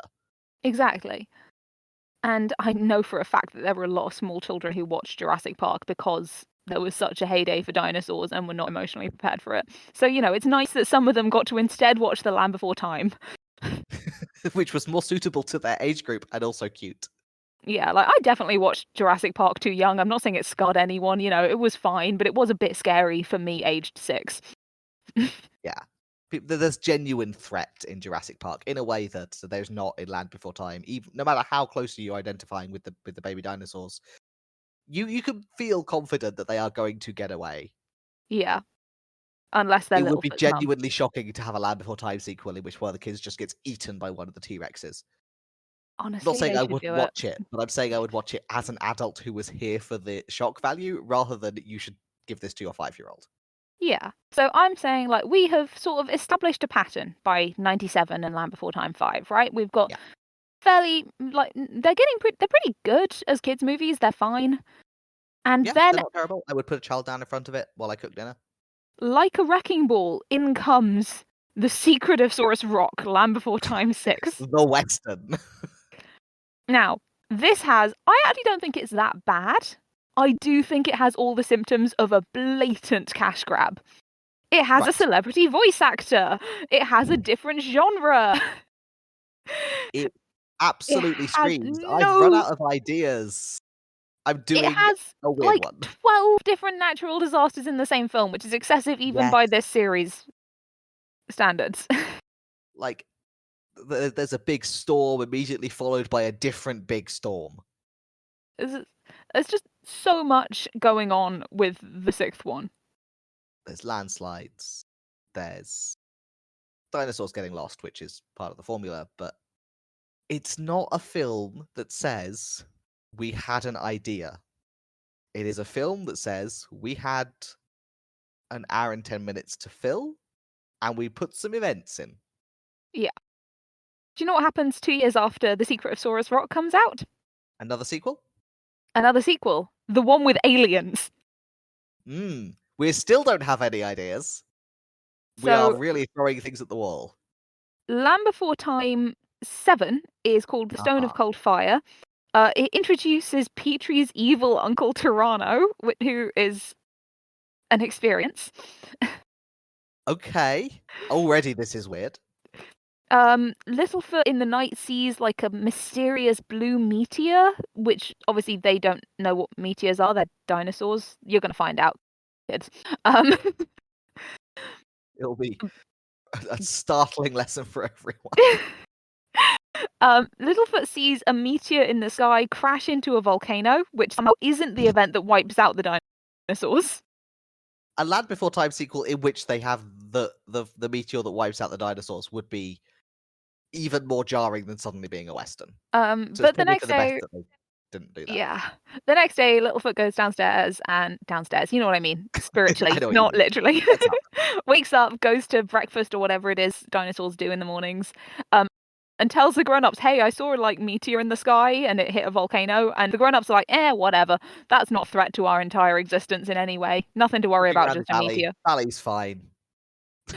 Except for 2 new dinosaurs who are, um, uh, they're called rainbow faces. I think the species is Gallimimus?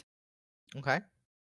They're very brightly colored and fun looking, which is a rarity in these dinosaur designs. You can really see them like trying to get toys in because every new species they introduced is more fun and brightly colored than the previous ones. All brown and drab greens. Yeah. Once you've committed to that, you're kind of stuck with, well, the main cast are all brown. Yeah, so every time they introduce a new species, they have to make it brightly coloured to compensate for the fundamental brownness of the main characters. This makes sense. Yeah. And the rainbow faces, they've got like brightly coloured beaks. They're very weird looking. I don't think anyone who understood toys was doing this. It was just someone who had been told make them colourful. Right. So they made them colourful, but not necessarily easily manufactured. Yeah. Also just not appealing. I did not want one of these as a kid. I have no. Yeah. I think I did see this one. I have a vague memory of it. I don't remember going the rainbow faces the way I went Chomper. Chomper is very well designed to appeal to kids. He's got a big, blunt head. He's got little arms. He's got Yeah. a cuddly shaped body. Chomper had enough of an impact on me that my nicknames for my cats were Littlefoot and Chomper. That's adorable. Yeah, they're not their names because I'm not quite that bad, but that is what I call them. But yes, so the Almost rainbow adorable. faces. Gotcha. The rainbow faces essentially tell them that the magic rock, which is the meteor, has incredible powers. Littlefoot tries to tell the grown-ups he knows where it is. He tells Daddy Tops for some reason because his granddad has already said sod off. So the next person you ask is your weird racist neighbor, I guess. I guess. And Daddy Tops and Granddad both go kind of like, hey, don't go to the volcano. Do you not get in enough trouble already? We are so tired of you being lost every week, and we have to come looking for you. Also, Like, it's a volcano. also, Leave it alone. they are constantly getting attacked. Like every single time they have to fight off a Sharptooth to save the kids. Like it maintains the thread from the first one. The fights are actually quite like clashy. Like they look dramatic. Right, they're quite Like physical. this guy's old, man. Give him a break. He's just seeing the future, and the future is he's going to have to fight a T-Rex because you had to go and look at a shiny rock. But what if Yeah. you just didn't? What if you just stayed home and ate your vegetables? Yeah. Anyway, so all of this is being eavesdropped on by Petrie's evil uncle Tyranno. Of course. That's Tyranno with a P for pterosaur, not Tyranno with a Y for Tyrannosaurus, if you're wondering. He's not That's a T-Rex. clarification. Yeah. I think it's clearer not in my accent, but in my accent, Tyranno and Tyrannosaur sound exactly the same. Yeah, same. But if you pronounce your Y's and E's more differently than I do, maybe it's clearer. But yes, so Tyranno overhears all of that and has a little monologue about how he's evil and he wants to use the magic rock to control the valley. Plan unclear. So he gets Petrie, who is like his nephew and really likes him, to tell him where the rock is. But Ducky has overheard all the monologuing, so Tyranno has to kidnap Ducky. This is getting convoluted already. There's so much happening. The grown-ups basically go, yeah, that's what Tyranno does. He's evil. To which the kids are like, why in the heck? He's evil and he's just here hanging out with us. Well, Tyranno has like a tragic backstory that explains why he's evil, which is very weird in this franchise. Where previously the only reasons backstory iceberg 3-hour video. Like the thing is, like previously in this story, the only reasons for like antagonistic behavior have been like racism and hunger. Yes, they either want to eat you because they're carnivores, or they're being racist because they're daddy tops. Yeah. So it's very weird to me that the grown-ups are just like, oh yes, Tyranno is very traumatized after he like I can't remember it exactly. He like he like had his own herd and he led them into a pack of Sharptooths, little ones, the ones that aren't actually velociraptors from Jurassic Park. Utah, I want to say. Phoba something? Oh, Deinonychus. Oh, the really little ones. Can you tell that I remember all of my dinosaur names through my knowledge of Greek words? Not actually. Hey, if it works, it works. Yeah. But yeah, so he had led his herd into a pack of Deinonychus Sharpteeth, and everybody except him died, and he was then sent into exile as punishment for being the only survivor. That is very tragic. That is very tragic. But that's not a tragic backstory. But it also does have the side effect of making all the other dinosaurs who we've been rooting for up to this point look like arseholes. But yeah, Right, no wonder we he sent him kidnapped to your exile and child. we've left him there. Well, they did let him back, I guess, but he then immediately plots revenge, as one would. Right. Also, we exiled him because he's bad luck, and now he's come back and started doing evil things, which proves we were right all along. Yeah. There's a lot going on with Uncle Toronto. I'm not sure how I feel about it. But yeah, so there's just this very weird side avenue where the adults are like, yes, children, we didn't tell you this before, but Toronto is evil because he's traumatized by things we did. It's really the Nightmare on Elm Street of Land Before Time sequels. Do you know Anyway, the worst part? All yeah, of this absolutely tracks with everything we know about Daddy Tops. it really does. Anyway, Ducky escapes. The kids find her. Petrie has like a breakdown about his uncle being evil, and Ducky is like, "Well, he's the least evil of the people who kidnapped me." So, Looking on the bright side there. yeah, um, they get like the ones that aren't Toronto. I've forgotten their names. Like recapture Ducky, and then she escapes, and then the grown-ups show up. Downside.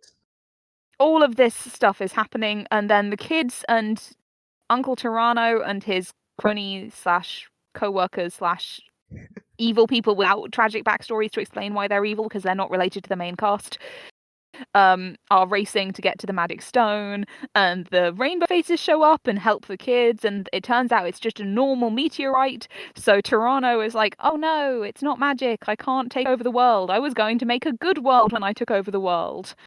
And the kids are like, but paradise already exists. It's the Great It's the Valley Great where we all Valley. live in harmony. Except for you, you're not invited.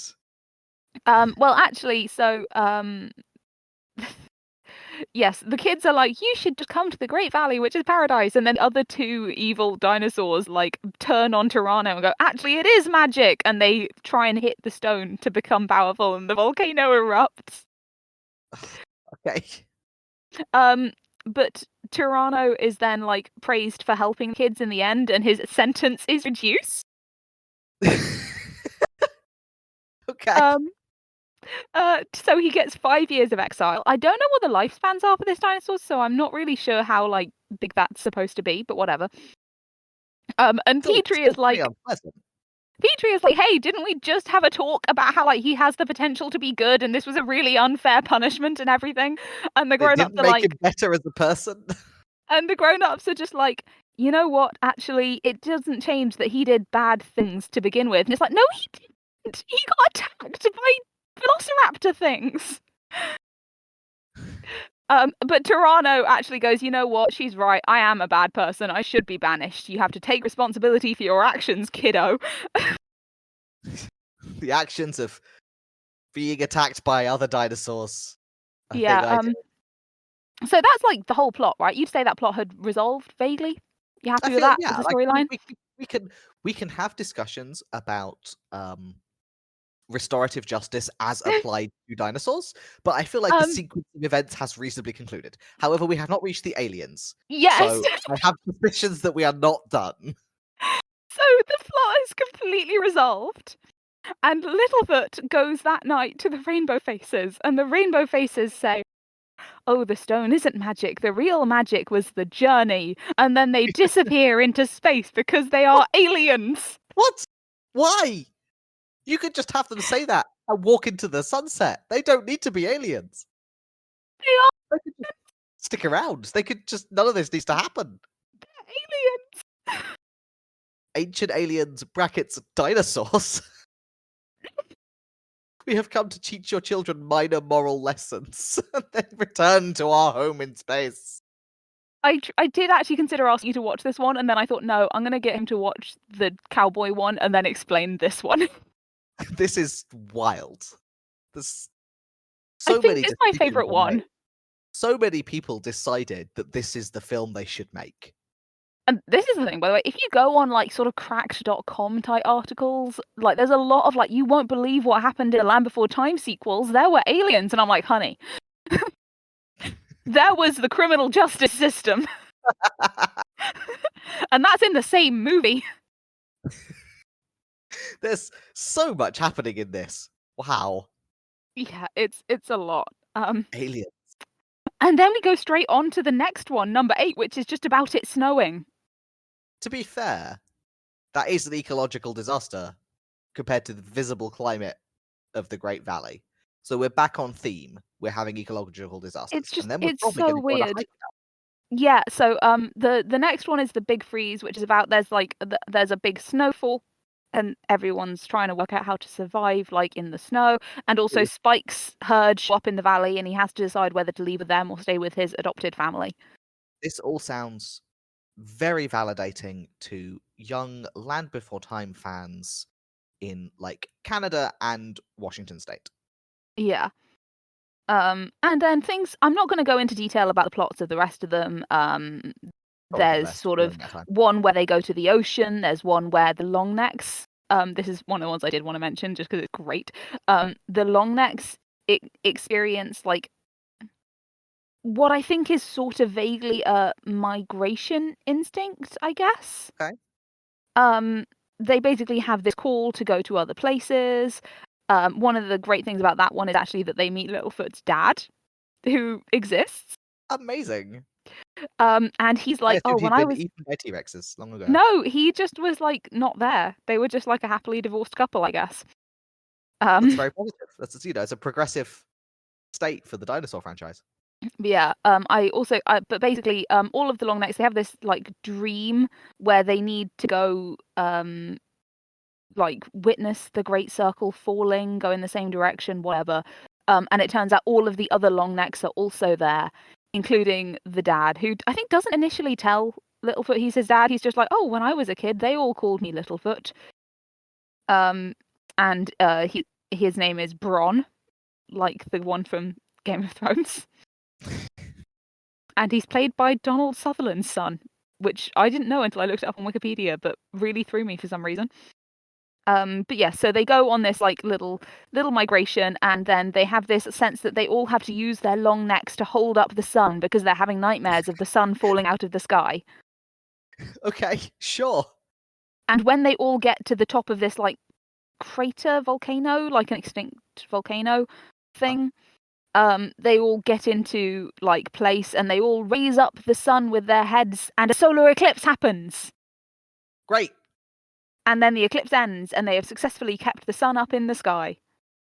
Good for you. That definitely was necessary to your reproductive functions in some way. Sure. And also Bronn, the dad, is like, "Hey, you could come live with me since your mum's dead," and Littlefoot decides not to. He decides to like, well, you know, I've been living with Grandma and Granddad Longneck for like 7 movies now, so Yeah, and also like, "You're a migratory you're a herd, total and stranger. I remember what it was like before I lived in the Great Valley, and also every time I've ever left it, I've nearly died like 500 times, so no." It's dangerous out here, and you're a stranger to me, so I'm gonna go Yeah. home actually. But it's nice to know your name. I just like that one because it implies that, like, some kind of religion is coming to exist. They're all having prophetic dreams and fighting solar Right, eclipses. right, because we have to acknowledge here, you know, animals very often do migrate and presumably have the sort of instinctive urge that would encourage them to do this. Um, I'm not aware of any cases in which this aligns with solar eclipses, and what they meet up to do is perform a ritual rather than follow the food or mate. So Yeah, this is very much a these dinosaurs have some kind of prophetic it's a connection lot. to the universe. It's also very weird to I mean, as a small child, I guess I probably wouldn't have questioned it, but it is weird to think as an adult, like, so what am I meant to think the stakes were? Because I know that solar eclipses aren't prevented from Right, I destroying know the they Earth weren't actually holding the by... sun up. Yeah, there's a lot happening there. Anyway, that's the 10th one. The 11th one is like a plague of tiny long necks that eat all the fruit off a tree, but it's actually not them or whatever. It's a little interpersonal drama one without much by way of sharp tooth or ecological disaster action. It's a break from form. Uh-huh. Then there's one where the flyers are like trying to do a flying exhibition and Petrie's worried he can't do it. Like, we're getting into personal drama in these ones. Right. I feel like you're getting the sense. We're running out of things to happen, and we're falling back on sort of coming of age high Yeah. school drama type plots. What if And I don't get chosen for the swim team, but it's dinosaurs? after a few of these interpersonal drama movies, we get number 13, which I think is the worst and most annoying of the sequels, which is The Wisdom of Friends, which is about three like very irritating dinosaurs called yellow bellies with extremely stupid voices and names and character designs. Who just Unfortunate. get into trouble Bad start. constantly. And Littlefoot and the gang have to get them to like far away. They're basically their equivalent of Green Valley. Right. They're on their great migration, and we have to encourage them and help them. And upside, then they'll leave. They are so annoying. I cannot express to you. Oh my god, like Are they colourful and good toy designs? they're quite colourful, but like I don't think I would have found them appealing as a child just because they look like annoying characters. Like they are designed to their personalities, not Yeah. yeah. They're much more brightly coloured than the regular dinosaurs though, I will admit that. I will This say, is I think as an inversion of the plot of we're always looking for somewhere and getting chased, these other people are looking for somewhere, and we have to help them on their journey, isn't bad as a variation on the general yeah. theme. And they do get to a um few sharp tooth chases, but there's a surprising minimum of what's it called? Natural disasters. Hmm. Which is Things are looking nice. up for the dinosaurs, not There's in the like long term. one massive storm and that's about it, you know? Um, that came That's out pretty low for a Land Before Time movie, yeah. yeah, Usually that there's came out landslides and earthquakes and all sorts. yeah, that came out in 2007. We then didn't get another one until 2016, which is where we get Journey of the Brave, which is a real like greatest hits situation. Like Braun comes back, the character from the TV show, which I didn't watch for this, Ruby shows up, Chomper comes back. Like it's just everything you want from the Land Before Time movies you remember watching as a kid, you know? Doing the farewell tour. Yeah. I don't think they've like ended sequels officially or anything, but it does feel like a greatest hits album. Uh-huh. I mean, smart marketing says you never officially say this is the last cash in we're gonna do. Exactly. And it's got, you know, it's got everything. It's got volcanoes, it's got personal drama, it's got the brightly coloured characters that are selling more toys than the main ones. It's It's got got shark teeth Chomper. chasing children. Yeah, it's got everything. It's so I've just run you through sort of the series has a series of units. And Yeah. I do actually have a bit of a theory about the merchandising decisions behind all of them, which is what I'm going to wrap up my little reading here with. Go for it. So we talked about number 1 extensively. Yeah. 2 through 5 are very straightforward sequels of varying quality. I would say actually like started okay, got quite boring, peaked. Yeah, and they're very yes, but they, as you say, they're quite straightforwardly, clearly trying to tell more stories in this vein, continuations of this world, same characters having same kind of adventures, in the way that sequels you want them to be, because you wanted the same story but slightly different. That's why you were watching a sequel. They introduced some more merchandisable stuff. They introduced like Chomper, they introduced the music. You can make money selling music. Yeah. They, you know, they're Sing doing along Land Before sequel Time cash album is grab. a thing you couldn't do from the first Land Before Time, but you absolutely could for the sequels. Exactly. And you know, they do feel cash grabby, but they feel plausibly like sequels. Sure. And then I would say definitely 6 through 8, possibly 6 through 10 are the genre sequels. right, we're doing Land Before Time, but it's a western. We're doing Land Before Time, but it's aliens. We're doing Land Before Times, but it's we've got to go home for Cold. Christmas. Yeah. We're doing Land Before Time, but there's the ocean, which did appear in 5, but they only had one song about it. They didn't really milk the cuteness of the dolphin-shaped dinosaurs or anything. Right, we didn't have any of that. We only had sharks. Yeah. We had 2 aquatic dinosaurs. One of them hit on Grandpa and one of them tried to eat us. The full range of dinosaur experiences. Exactly. And I think these are quite different merchandising wise because what these kind of feel like to me are like so these are happening in the late 90s, early 2000s. So like the merchandise situation has changed. There are now video games, there's like TV shows starting, there's a lot of more stuff. And these feel more like they're just trying to draw you into the Land Before Time universe, you know? Yeah. Do you know what actually these particularly feel? Yeah. So when I was a small child, Lego was not a sculpture experience. Mm, It was a free play, you have a bunch of blocks and you put them together however you feel like experience. yeah. And the older I got, and the less likely I was to play with Lego just because I had grown out of that, but the more I realized that Lego had become a put it together at home sculpture. Like Mm, you buy a Lego set that ties into something that has a theme, and then you put it together according to the instructions, and then you're done. It's like toy assembly rather than a thing to play with. yeah. The later Land Before Time ones, the ones that are it's Land Before Time, but new biome, Land Before Time, but new genre. They feel like something where you're supposed to buy the new Land Before Time set for the new thing, rather than here is a toy like Chomper who you could add to your existing Land Before Time universe and expand your play options. You're supposed to get the Land Before Time, but it's a Western set of toys or costumes or coloring books. I definitely think that's part of the Here's a reasoning. flavored unit that you're supposed to consume and consume the merchandise for as a unit. I think that's definitely part of it, yeah. And I will say 5 is when it was taken over by new producers as well, which might have helped. Yeah. But yeah, there's I think there's that, and there's a degree to which with this feels like even though it's a long time before Monster High, like this is before we even got Bratz, it feels a bit like the Monster High strategy, which is just webisodes for kids' toys are quite popular now, and kind of they Yeah. don't really need to convey story, right? They convey situations which you can use when you play.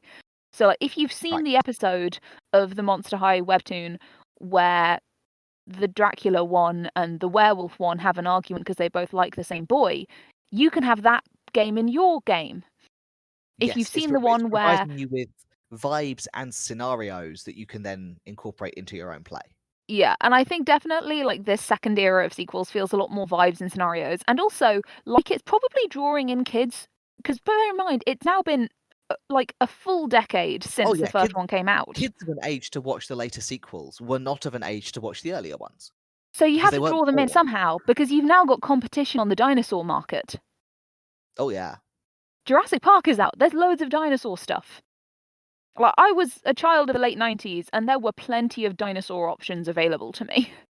Every single museum, regardless of what the museum was about, would sell you dinosaur plushies. Yeah, you can get dinosaur plushies. There's other dinosaur TV shows coming out. There's dinosaur video games, well, computer games back then. There's like little dinosaur websites. There's Jurassic Park merchandise that is aimed at kids. The Jurassic Park sequels are pretty popular with little kids, even if they're, maybe a bit too scary for the littlest section of Land Before Time viewers. You've got to have something to draw those kids in. Right, and to keep So, them in, because even those kids who are too little for Jurassic Park sequel this year, in 3 years' time, will be watching that with their siblings instead. So exactly. you got to pin them into Land Before Time if you want them, because they're not going to stay there. Yeah. And the thing with these ones is like, especially I think the cowboy one and the alien one, but also to an extent the Christmas one, the water one, etc., is they are bringing in kids who have an existing interest for which grandma is just trying to find them a video cassette in the discount Right. bin at this corner Little shop. Bobby likes dinosaurs. Oh, look, a dinosaur film. That'll do. Yeah. And if you're trying to pick between two dinosaur films, you can look and go, oh, well, this one's Christmassy. It's December. Or this one's about a cowboy dinosaur. Little Indy loves dinosaurs, Yeah. Yeah. but also loves cowboys. We can And have it both. helps a lot with that sort of thing to have a lot of sequels, because it means you can go, well, last year I bought Little Indy, uh, the Land Before Time 6, and that went down okay. Oh, look, Land Before Time 8. That'll do. Like, I was a It's a kid different one. that I liked dinosaurs. I had a real cowboy phase. I loved cowboys. If The Secret of Saurus Rock had been, like, presented to my parents when I was little, they probably would have gone, "Yeah, that sounds like something my child would like. Yeah. Got cowboys and dinosaurs in it. What can go wrong?" Children and one of the things about children's taste is that they do not tend to separate out their interests into distinct little boxes. Some kids, yes, but most kids very much here for a mashup of multiple things they like. So most kids go through fast phases of interests, you know? Like I was into cowboys, then I was into dinosaurs, then I was into horses, then I was into wolves. I still retained all those previous interests, but they did come in thick and fast. So you are kind of to an extent with kids going, well, I'll just get them some like cheap stuff about the stuff they like. Right. And if this lasts until Christmas, they can get some nice stuff about the stuff they like. But, you know, right now it's a random Thursday in June and I just want them to be quiet while I'm cooking.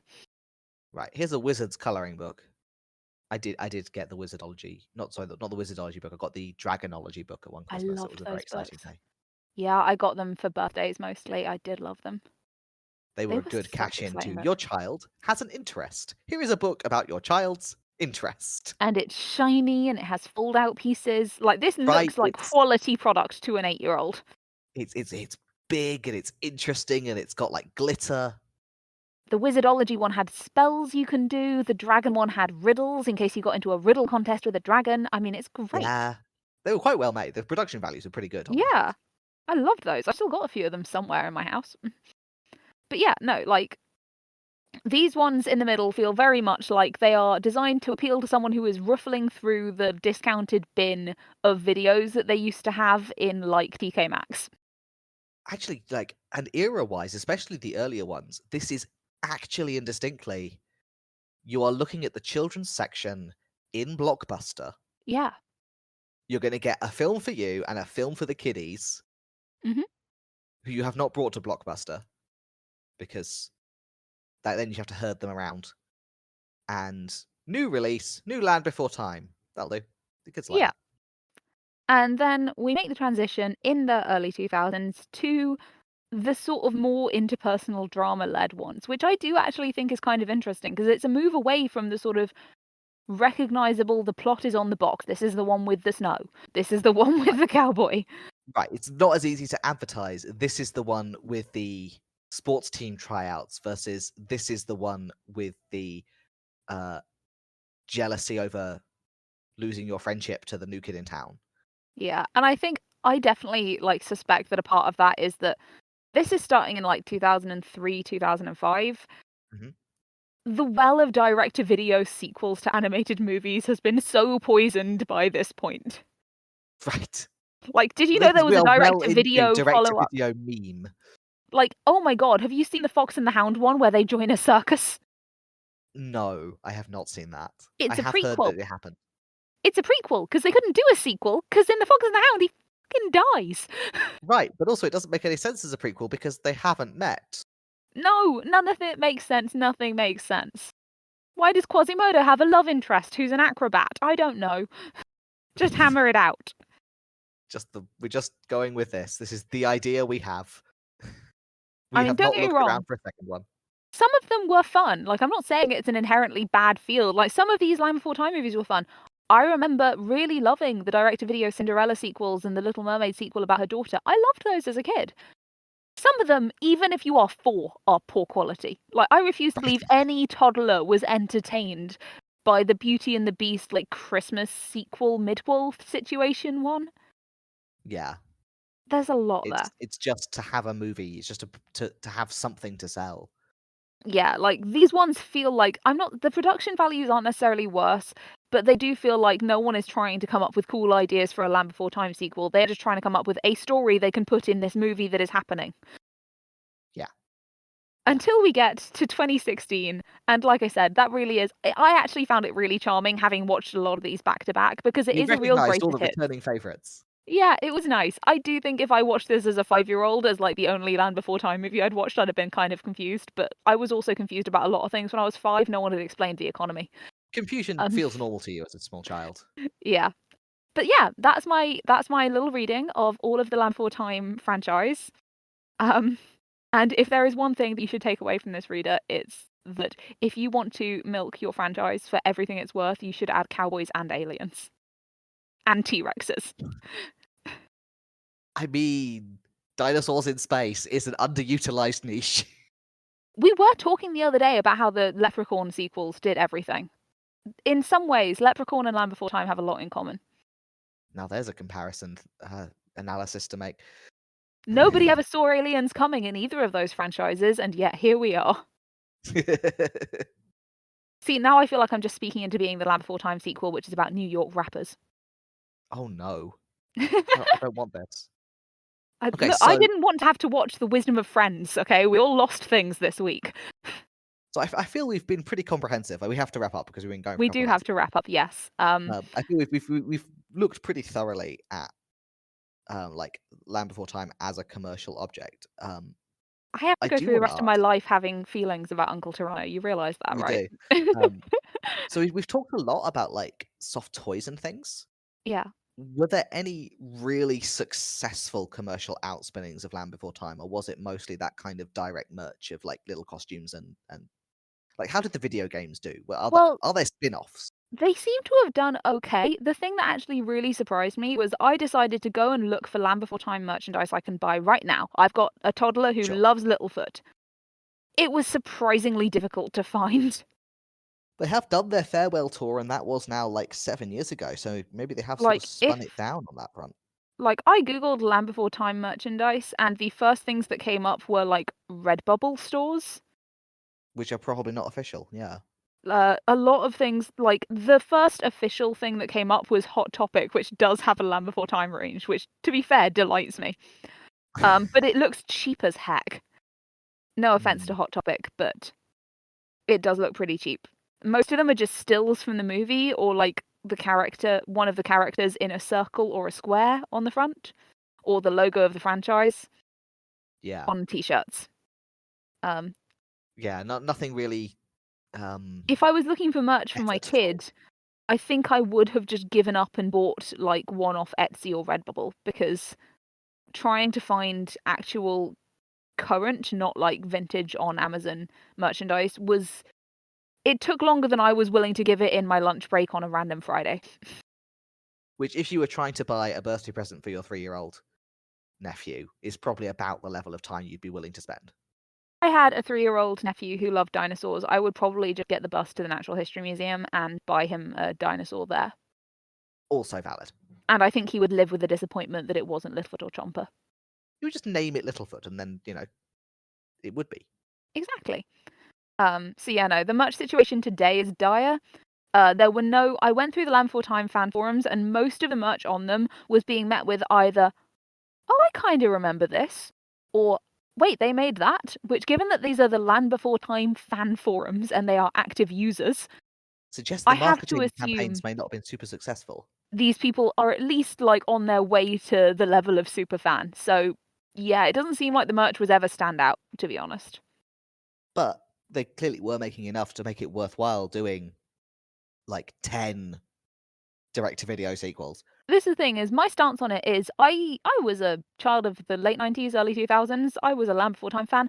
I don't remember ever seeing a single piece of Land Before Time merchandise. I do remember most of the sequels existing. I, until a couple of years ago, watching YouTube videos, was unaware that there had ever been a Land Before Time sequel. Which probably says a lot about me not watching a lot of like direct-to-video films more than anything else, really.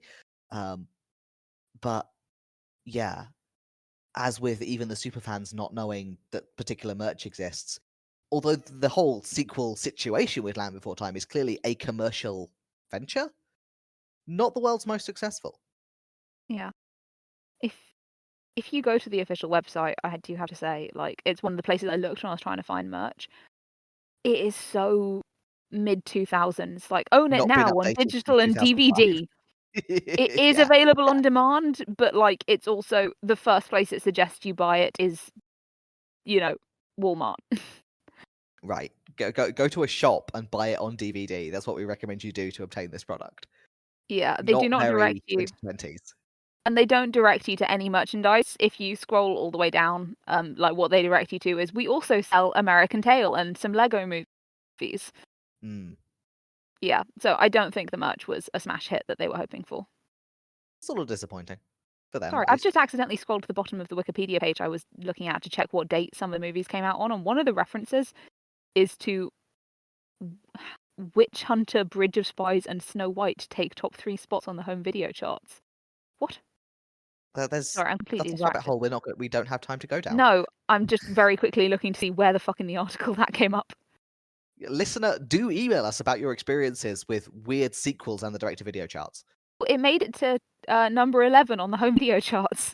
That's actually not bad, considering it was the like greatest hits one that I assumed no one watched.